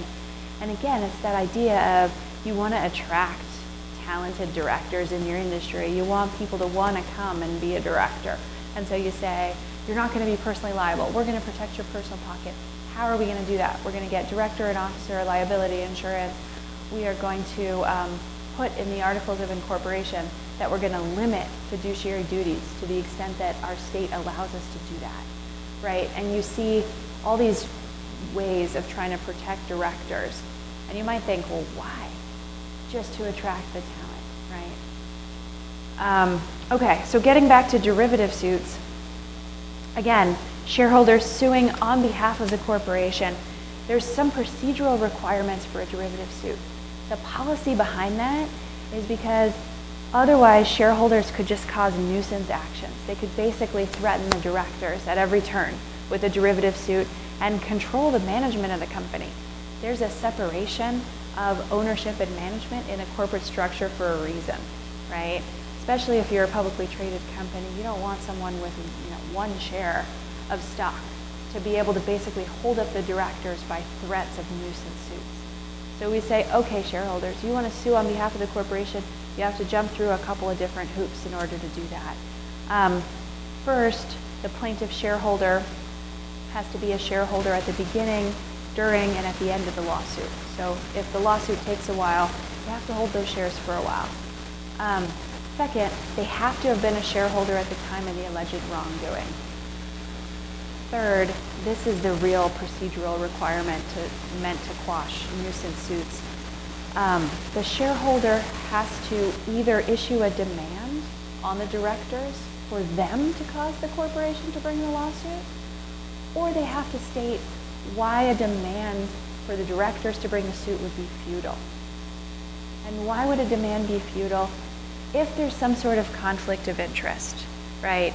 If the directors are going to say, no, this is for breach of fiduciary duty, I'm going to sue myself, I'm not going to do it, right? Well, it depends. A shareholder suit, A shareholder derivative suit could be just exercising a corporate right. Let's say a corporation has a contract with a third party and isn't enforcing it, right? But generally you see derivative suits against directors for breaches of fiduciary duties because you're going after the director personally. The director isn't going to cause the corporation to sue himself. Okay. If a demand is issued, right? If a demand is not futile, if a demand is issued and the board refuses to have the corporation sue, that refusal is looked at based on the business judgment rule. The business judgment rule doesn't apply if there's a conflict of interest. So if the directors are self-interested, hey, we're not going to respect their business judgment, right? So oftentimes what a corporation will do, what directors will do, is they'll form what's called a special litigation committee, right? They know that this lawsuit is coming, a demand was issued, or it hasn't been, but they'll get a disinterested group of directors to decide whether or not to cause the corporation to sue. So if I pushed the button by accident. If a disinterested committee says, hey, this isn't a valid lawsuit, we're not going to cause the corporation to sue, then a court is more likely to say, okay, we're going to respect the business judgment of a special litigation committee that was disinterested. Now careful there though, because if that special litigation committee was appointed by members who were interested, there's a structural defect there. And courts may actually look into not just the business judgment rule of were they informed and is there a conflict of interest, they may actually look into the substance of the lawsuit. In other words, was there a breach of a fiduciary duty in the first place?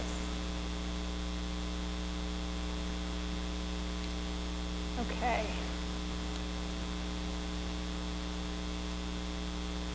So in a derivative suit, if a shareholder is successful, the shareholder will get awarded attorney's fees, and it's the corporation who receives the damages.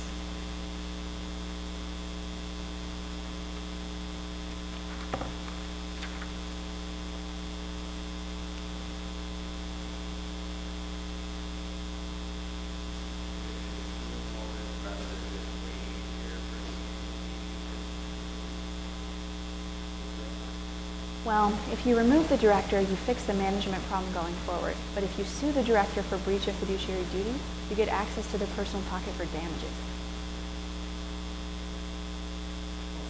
Especially if it was breach of duty of loyalty, like the director took a corporate opportunity, or there was a conflict of interest that really harmed the corporation. You're saying, give us that money back. Thanks.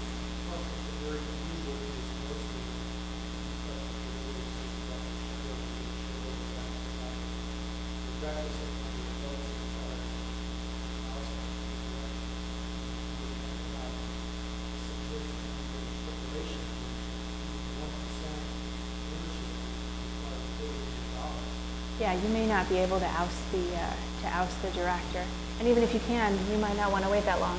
And you want your money back. You want the corporation to be made whole, right?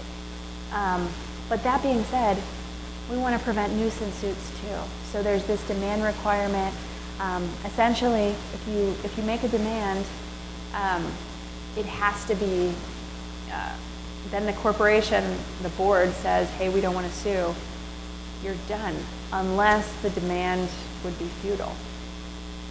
So, in other words, if you don't have some sort of conflict of interest on the board, you're probably not going to be able to file your derivative suit. It's going to end there because you'll make a demand. The board will refuse to have the corporation sue, and then you're done. Okay, let's talk a little bit about insider trading.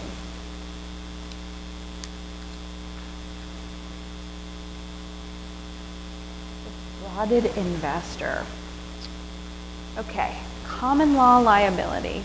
A director or officer with knowledge of special facts or inside information can't sell or buy from an unsuspecting party without disclosing the facts. That rule has come to be known as disclose or abstain. Don't buy or sell or make that information public.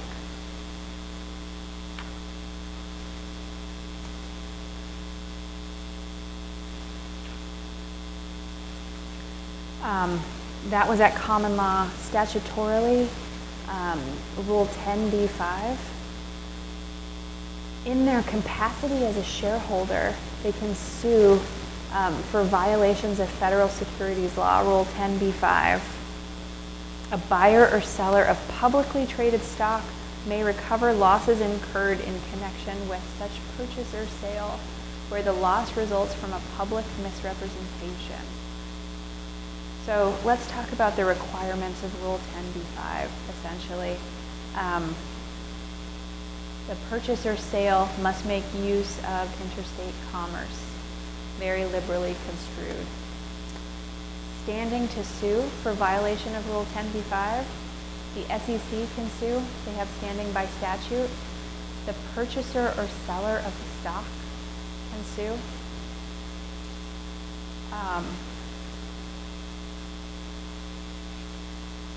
So what you're dealing with here is a material omission or misstatement in connection with the sale or purchase of security.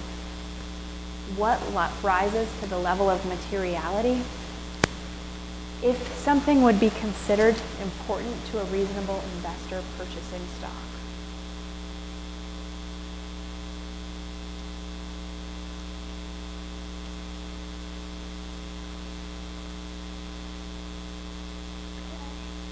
As I said before, when you have a Rule 10b-5 violation, so an insider is trading without disclosing their inside information, that can be a violation of the duty of care.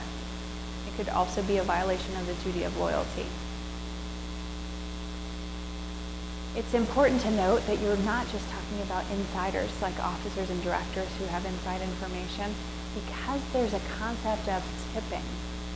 So Rule 10b-5 would apply to anyone who trades on the basis of non-public information, even if they were tipped by an insider. A tippee is liable if it trades on the basis of information it's received from a tipper. The damages is the difference in price between what they actually bought or sold for with the inside information and the market price a reasonable time after the disclosure. So say, for example, someone sold shares at $10 a share, knowing that the company was going to face a major disaster, like one of its drugs were going to be rejected by the FDA, for example, right? They sold at 10. After that information was made public, the stock dropped to 2. The damages are the difference between what they sold for and what they would have sold for if they had waited for the information to become public, right? The foregone loss. They got to sell at 10 when everybody else who didn't know this inside information sold it at 2. It could work the other way around. If you know something great is going to happen to the company, right? It's worth 2. You buy in at 2. That great thing happens. The company strikes oil or whatever, and now it's worth 10. You've just gotten $8 of increased value. Those are the amount of damages that you would have to pay. It depends on who's suing, but if it's the party who was selling the stock, right? If it's the defrauded investor, it would be paid to them. If it goes up, it goes to the corporation.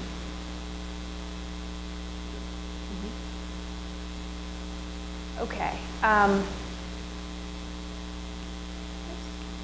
Corporate causes of action against a fiduciary. Okay, let's talk about short swing profits, Rule 16b.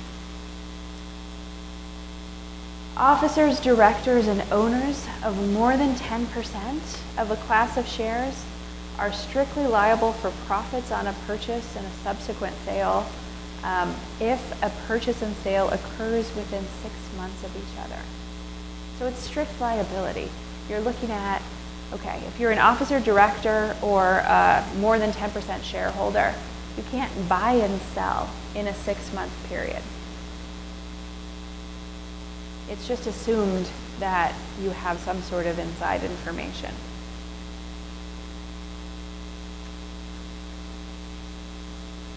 You don't have to have any kind of intent. There's no scienter required. The recovery is the difference between the purchase and the sale.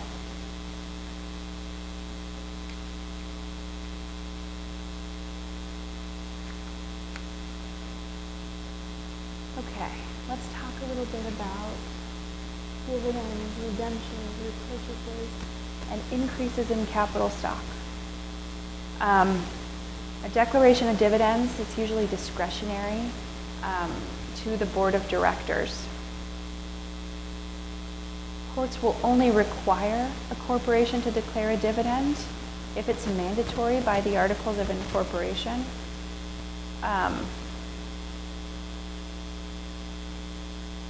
Or where it's been shown that the dividend is being held up for illegal uses, for example, to force a shareholder out. Directors are personally liable for unlawful dividends if they were issued inappropriately, like if they didn't actually have the correct vote, for example. And shareholders must return unlawful dividends if they had knowledge of the impropriety, or if the corporation is insolvent.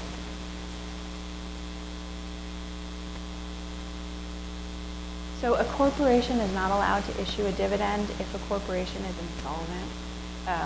Insolvency means that their liabilities exceed their assets, essentially.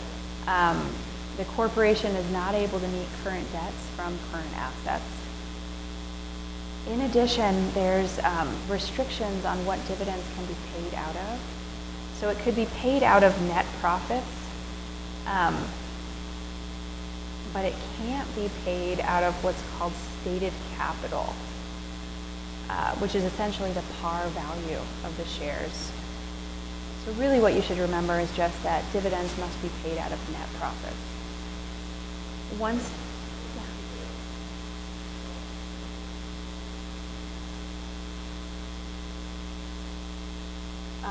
meaning that they're not paid solely out of net profits, then the dividend would be considered unlawful, and a director could be liable for that. It could be a breach of their duty of care. So, as I said, once a dividend is declared, it can't be revoked. A redemption is when the corporation reacquires outstanding shares pursuant to their Articles of Incorporation. A repurchase is a buyback of shares, but it's a voluntary purchase or by contract, not pursuant to the Articles. Bob?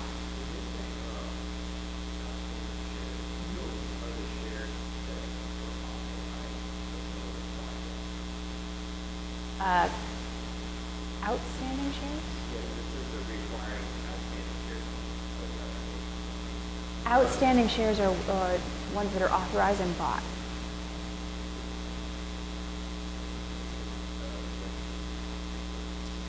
The difference is it's the same concept. They're purchasing the same shares, but the authorization to do it was either in the Articles of Incorporation, meaning that it's a redemption, or just a voluntary purchase or by contract, which means that it's a repurchase. Correct. Okay. Usually, yes. Unless it says in the Articles of Incorporation that, folks are going to forfeit shares, but usually, yes, they have to pay for it. Okay. Increases in capital stock. So, essentially, authorized stock can't be changed unless you amend the Articles of Incorporation. the board of directors have to pass a resolution to amend the articles of incorporation, and then that resolution has to be approved by a majority of the shareholders.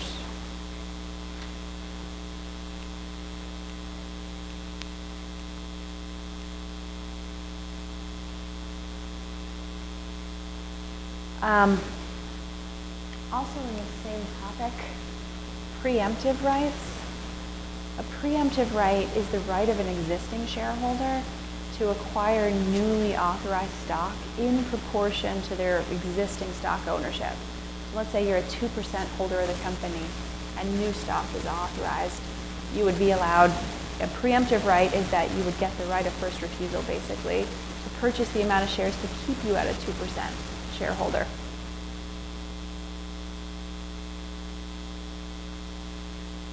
Certain exceptions, things that would not give rise to preemptive rights, if stock was issued in exchange for property, if stock was issued in exchange for cancellation of debt, treasury stock, which is stock that the corporation has redeemed or repurchased, if stock was issued from a different class than a particular shareholder, and if shares were part of the original authorization but not issued, that's not considered a new authorization. Okay, and finally, we talked about how shareholders have to approve fundamental corporate changes. Sure, Liz. When a corporation has, so they have an authorized 100 million shares, 80 million shares outstanding, 40 million shares in treasury, they have a option, the option has to be to the officer, and the officer would exercise their rights to purchase that stock. Okay. They purchase that stock in treasury stock, 40 million issued shares, or those officers, when they exercise their option, actually purchase that stock in the market. Usually it's from Treasury when they've issued options, but there could be special subscription agreements whereby people agree to sell a portion of their shares when those options are exercised. But usually it's from Treasury stock. Because I was wondering whether it was legal for a corporation to constantly sell options in aggregate if they exercise in excess of those authorized shares.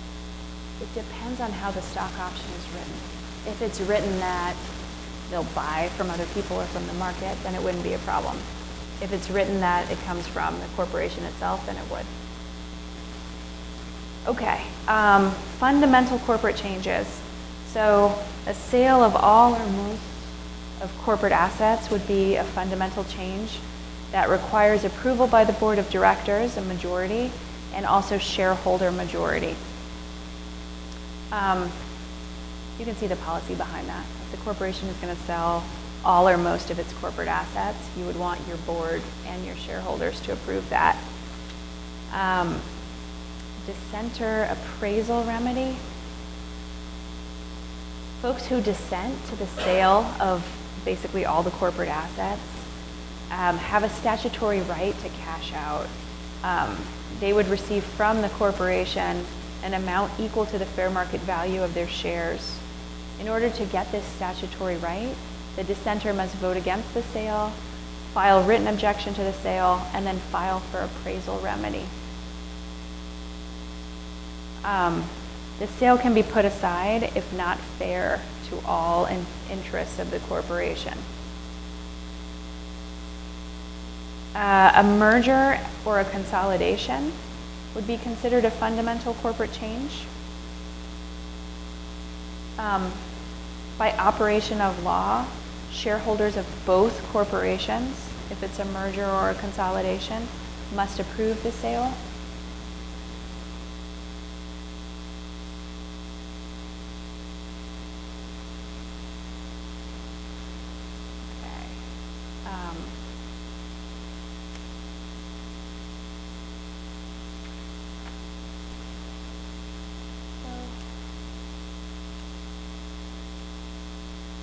we have in terms of our outline material. I provided my contact information for you guys if you have additional questions. And now let's take a look. It could be 9:30. Now let's take a look at the first problem, the buff problem.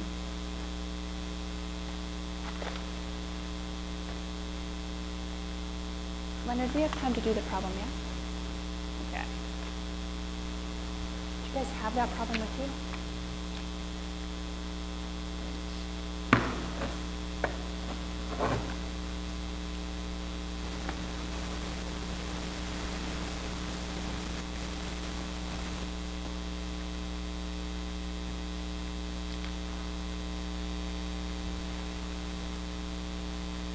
Most helpful use of this time would really be to read the problem together and give you an approach that, if I, for example, were reading this as a bar problem, how would I read the facts? What would my approach be, right?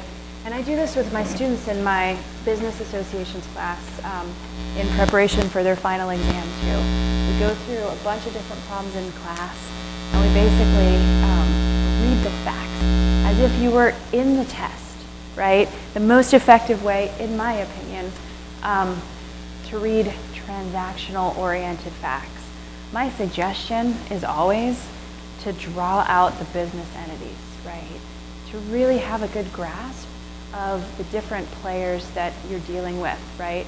Because I think the most common mistake for folks on law exams and in the bar in general is just not really absorbing the facts and kind of delving into your essay before you really understand what's going on with the parties. So that would just be my suggestion, is take a minute to draw a picture and really understand the economics of what's going on. So let's do it together. It says Buff is president, board chairman, and the controlling shareholder of Movie Classics Co., MCC. So, as I said, what I would do is to draw the picture. And then you've got Buff, who is president, right? So he's an officer. Board chairman.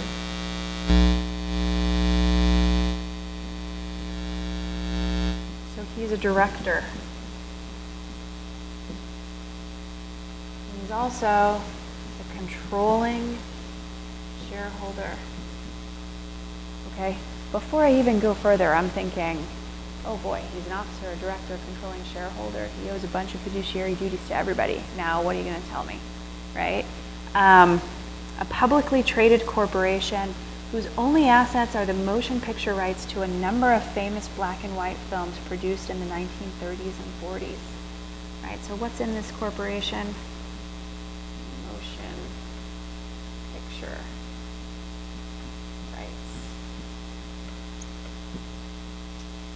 A recent wave of nostalgia for older movies has generated greatly increased business interest in the controlling rights of films, such as those owned by MCC.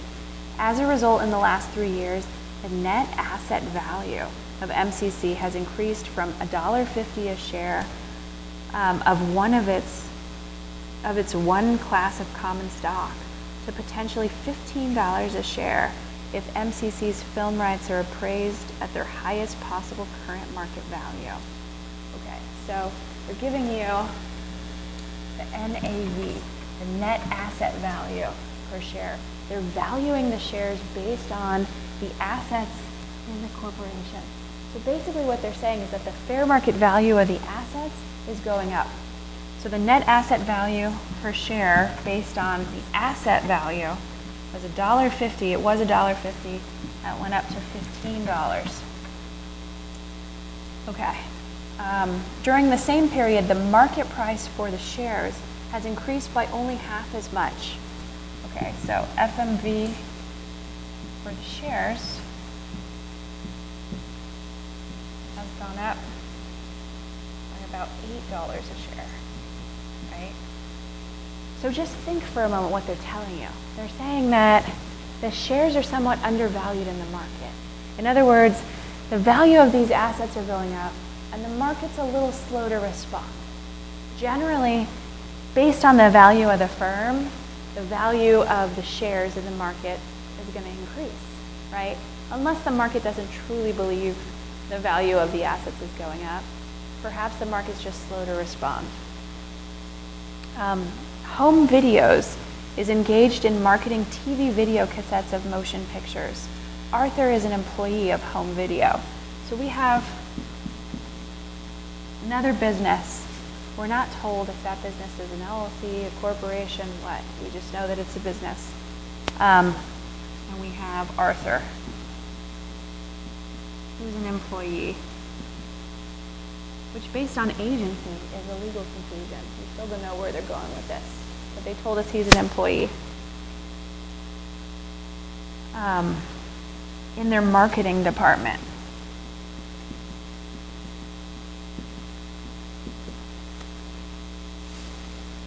Because Fellini is Arthur's favorite movie director, he called Fellini Films to order 2 Fellini movie classics. And we have another business, Fellini Films. Arthur did not specifically identify himself, but said, I'm calling for Home Video. I want to place an order to purchase 2 Fellini classic movies, La Dolce Vita and City of Women. Fellini Films placed and delivered the order based on Arthur's phone call. Okay, so Fellini Films delivers 2 films. HV is invoiced for $20,000. HV objects to the payment of the invoice. $20,000. So HV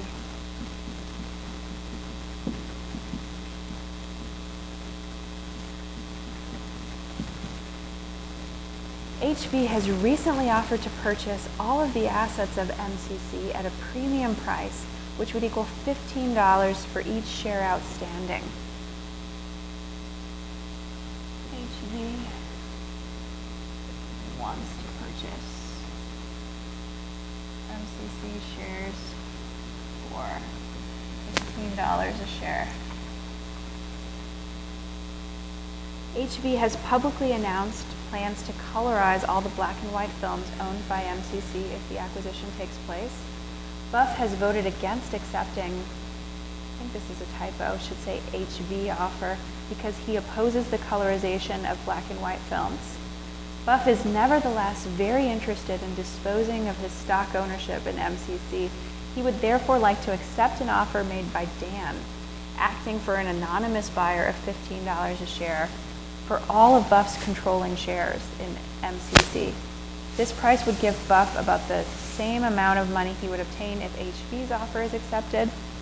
We have another offer Dan wants to purchase for $15 per share. Dan also offered Buff an additional $2 per share per Buff's stock if Buff and the other directors resign in favor of replacement directors to be nominated by Dan's principal, the unidentified buyer. So Dan is an agent for unidentified buyer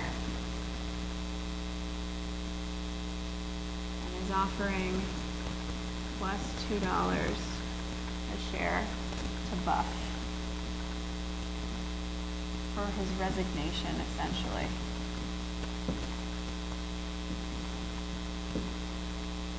Okay.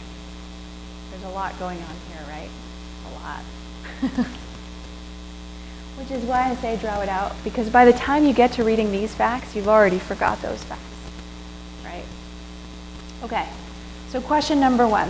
What liabilities, if any, does Buff face if he accepts the offer from Dan for $15 per share of his MCC stock? We know that Buff is an officer, a director, and a controlling shareholder, owing fiduciary duties to the other shareholders and the corporation, right? So in the call of the question, they're kind of nice to us in saying what liabilities, if any, does Buff face if he accepts the offer from Dan. Okay.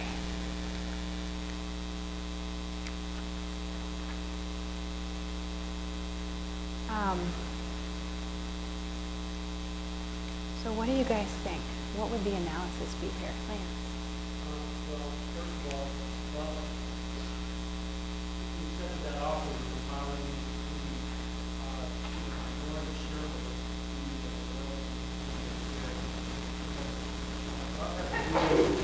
Bless you. all shareholders, not just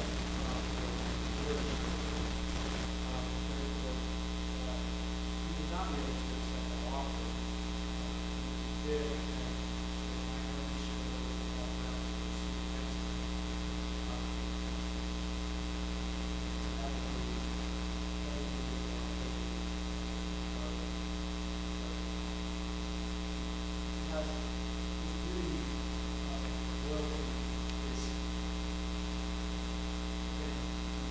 all shareholders, not any specific subset of Yeah, so that's the analysis essentially, is he violating his duty of loyalty, right? Is there a conflict of interest there because he's benefiting in the sale? So what you want to remember also is the business judgment rule, which is, look, we're not going to look through the business decisions if they turn out to be bad business decisions, as long as Buff can show he was acting in good faith, his decision was informed, he had a rational basis for his decision, and there's no conflict of interest. And I think, as Lance pointed out, he might have trouble with a couple of those, right? So, is he informed? It's an unidentified buyer, right? He doesn't even know who he's dealing with. He doesn't seem extremely informed. They don't talk about how the price was set. We know that the net asset value is $15, but there should be some diligence on his part about how that price is set. As for the conflict of interest, as Lance said, we know that a controlling shareholder owes fiduciary duties to minority shareholders, right? He can't sell to somebody who's going to loot the company. He doesn't know who this buyer is. And it certainly seems like there's a conflict of interest that hasn't been cleansed because Buff is benefiting when no one else is. So I think, Lance, that you were spot on the analysis, right? Harry.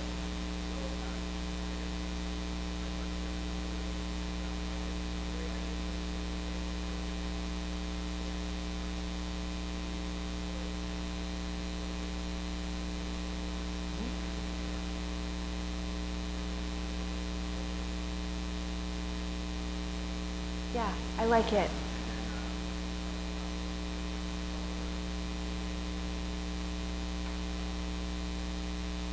I didn't talk about that yet, only because I was going to address that specifically in question 3, where it says, what liabilities, if any, does Buff face if he accepts the additional offer for the $2? But absolutely, that would be a huge conflict of interest, right? Let's hold off on that for a moment. I think with these business associations questions, there's no right order to address things. I mean, I think what they're going to be looking for is, are you familiar with the duty of loyalty? The fact that a controlling shareholder owes that duty to minority shareholders and to the corporation, and that Buff, as a director, an officer, and a controlling shareholder, owes those duties to the corporation. And that you understand the business judgment rule, right?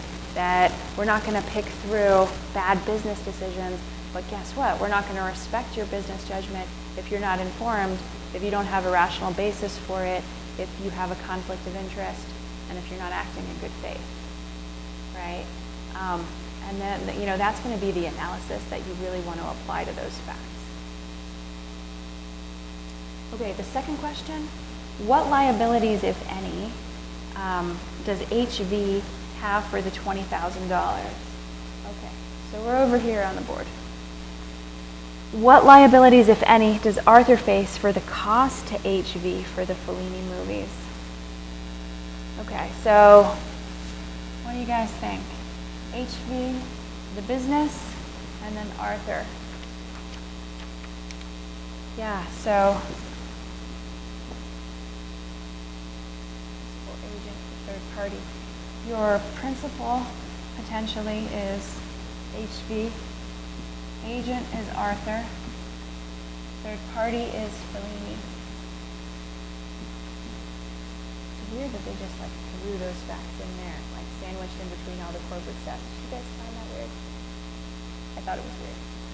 Okay, so is there a principal agency relationship created between HV and Arthur, given that Arthur is an employee? Yeah, not only a principal agency relationship, right? But that's my shorthand for employer, but a master-servant relationship.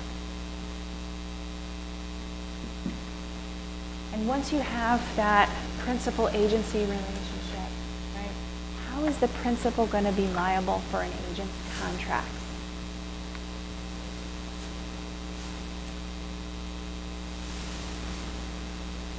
So that's for torts. But what about contracts? If the agent, exactly, if the agent is acting with authority,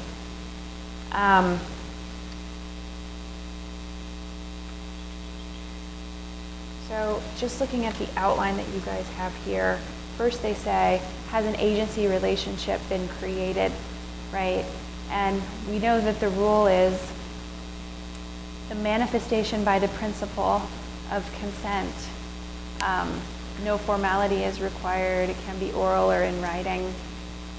For the agent to act on the principal's behalf, subject to the principal's control. As I said, we're specifically told that he's an employee, right? You don't want to skip that analysis, though.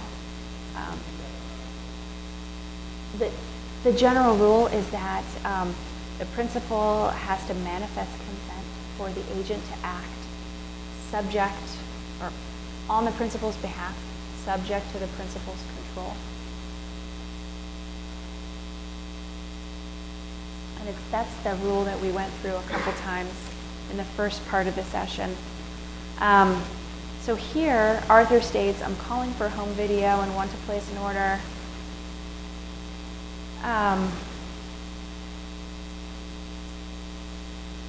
So we know that he's an employee, so we know that there's some sort of principal-agency relationship here.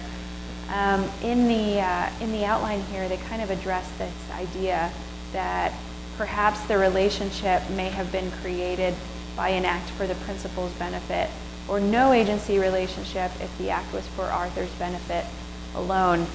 Really what they're getting towards is authority, right? Because there's some sort of principal-agency relationship with him being an employee. But was he acting completely outside that relationship or not?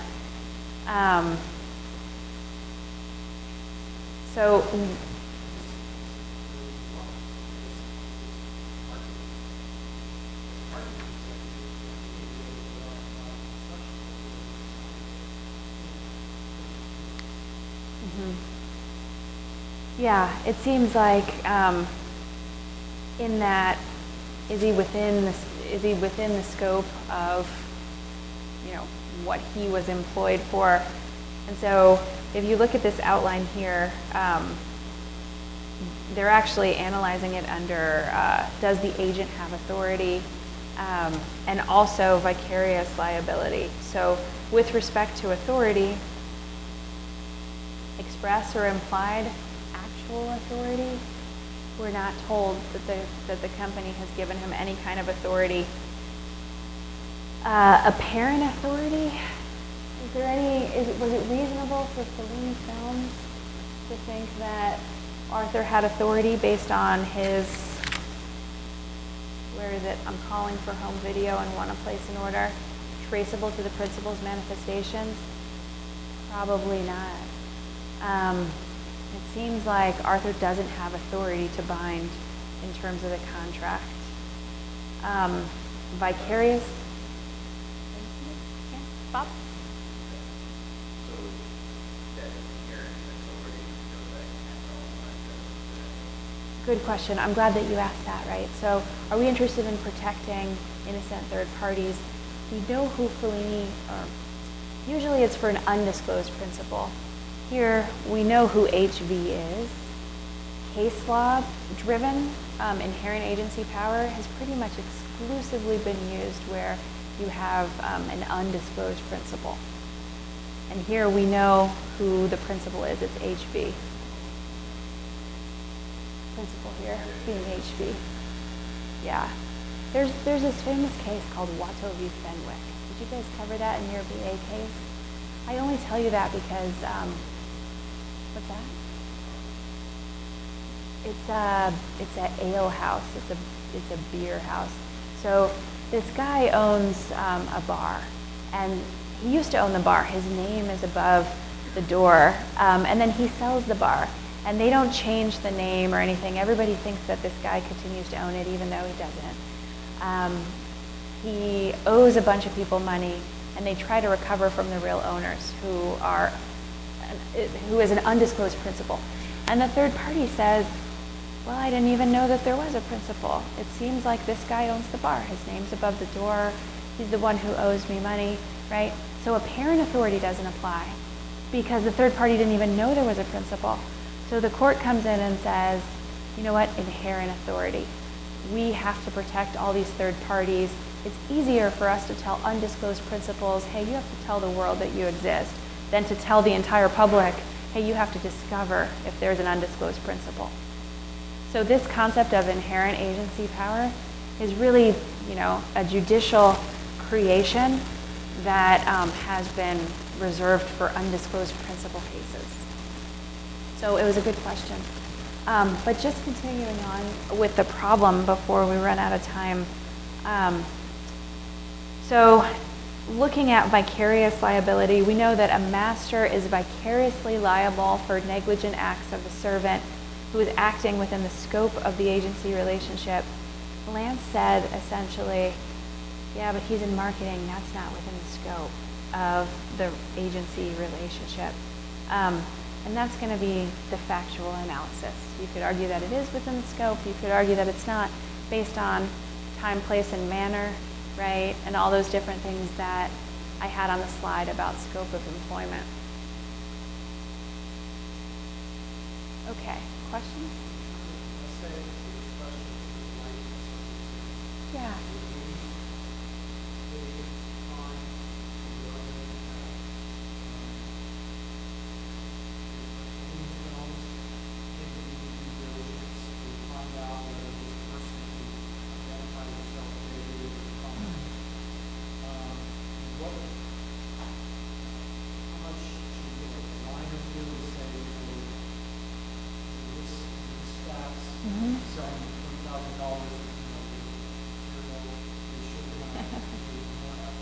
Right.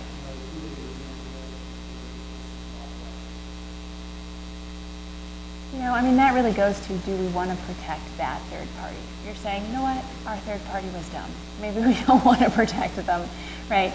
I think that you stick with the authority analysis, right?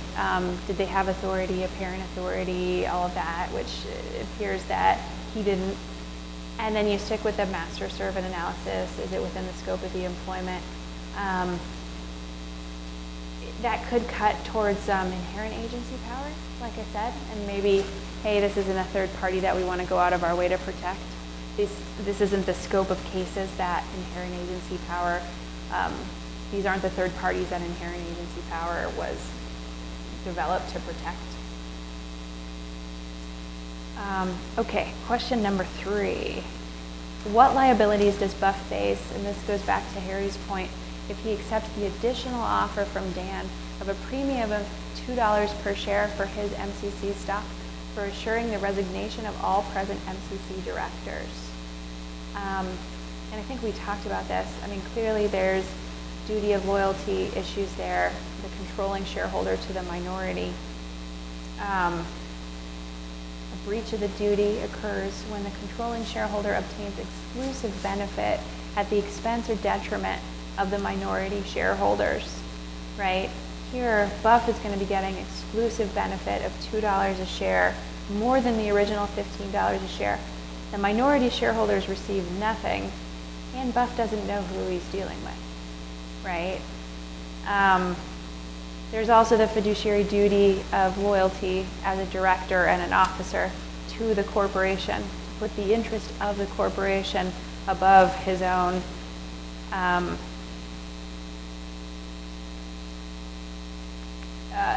So there's clearly a conflict of interest here, that he's benefiting when the others are not. Has that conflict been cleansed? Has the transaction been adjudged fair? There's no fairness opinion. Is there full disclosure to disinterested directors who approve the transaction? Not that we're aware of. Okay. Question number 4. What liabilities would Buff face if, instead of selling his MCC stock to Dan, he sells it to HV after causing MCC to reject the HV offer?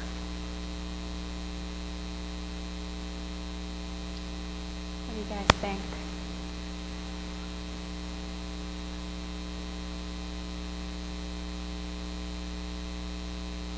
So initially, HV wanted to buy MCC stock, right? All MCC stock.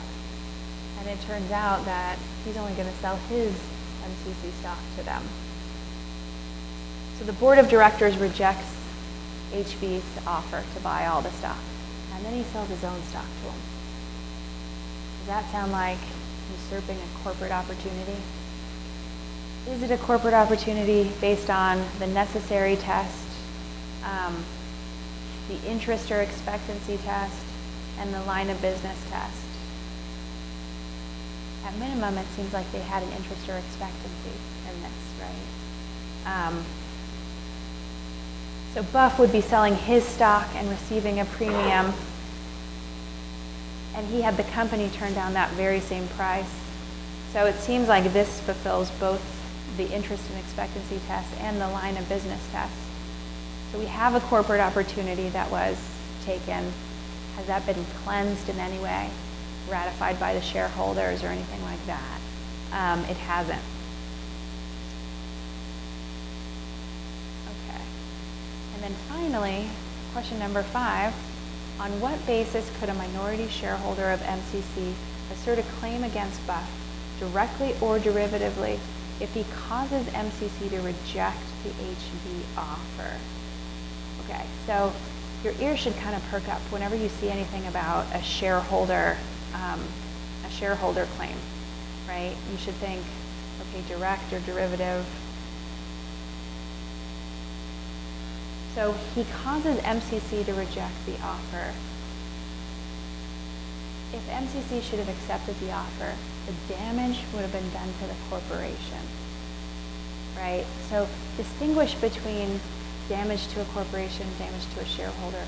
Clearly the shareholder is affected because profit by the corporation, affects share price of the shares, right? But it's MCC that's rejecting the offer. So they have the most direct injury. So this is probably going to have to be a derivative suit because it's not a right of the shareholder. So if it's a derivative suit,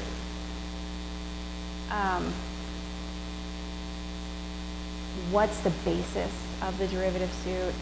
Could be breach of fiduciary duty, duty of care if Buff didn't investigate properly, duty of loyalty if he's causing the corporation to turn it down because he wants to take it himself. You'd want to talk about the requirements of a derivative suit, issuing a demand, and whether or not a demand is futile.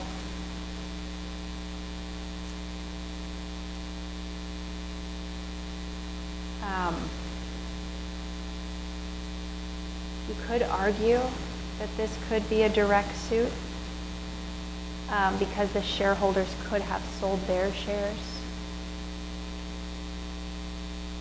And the substantive claims would be the same. breach of fiduciary duties to the shareholders of a controlling shareholder. So that would be the analysis. I would write out both, yeah. I think that's the best way to approach it.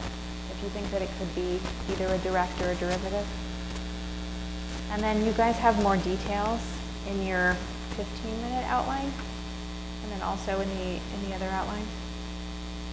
And if, as you're going through it, if you have more questions, feel free to email me. Okay. Oh wow, how'd that happen? Okay, thanks you guys.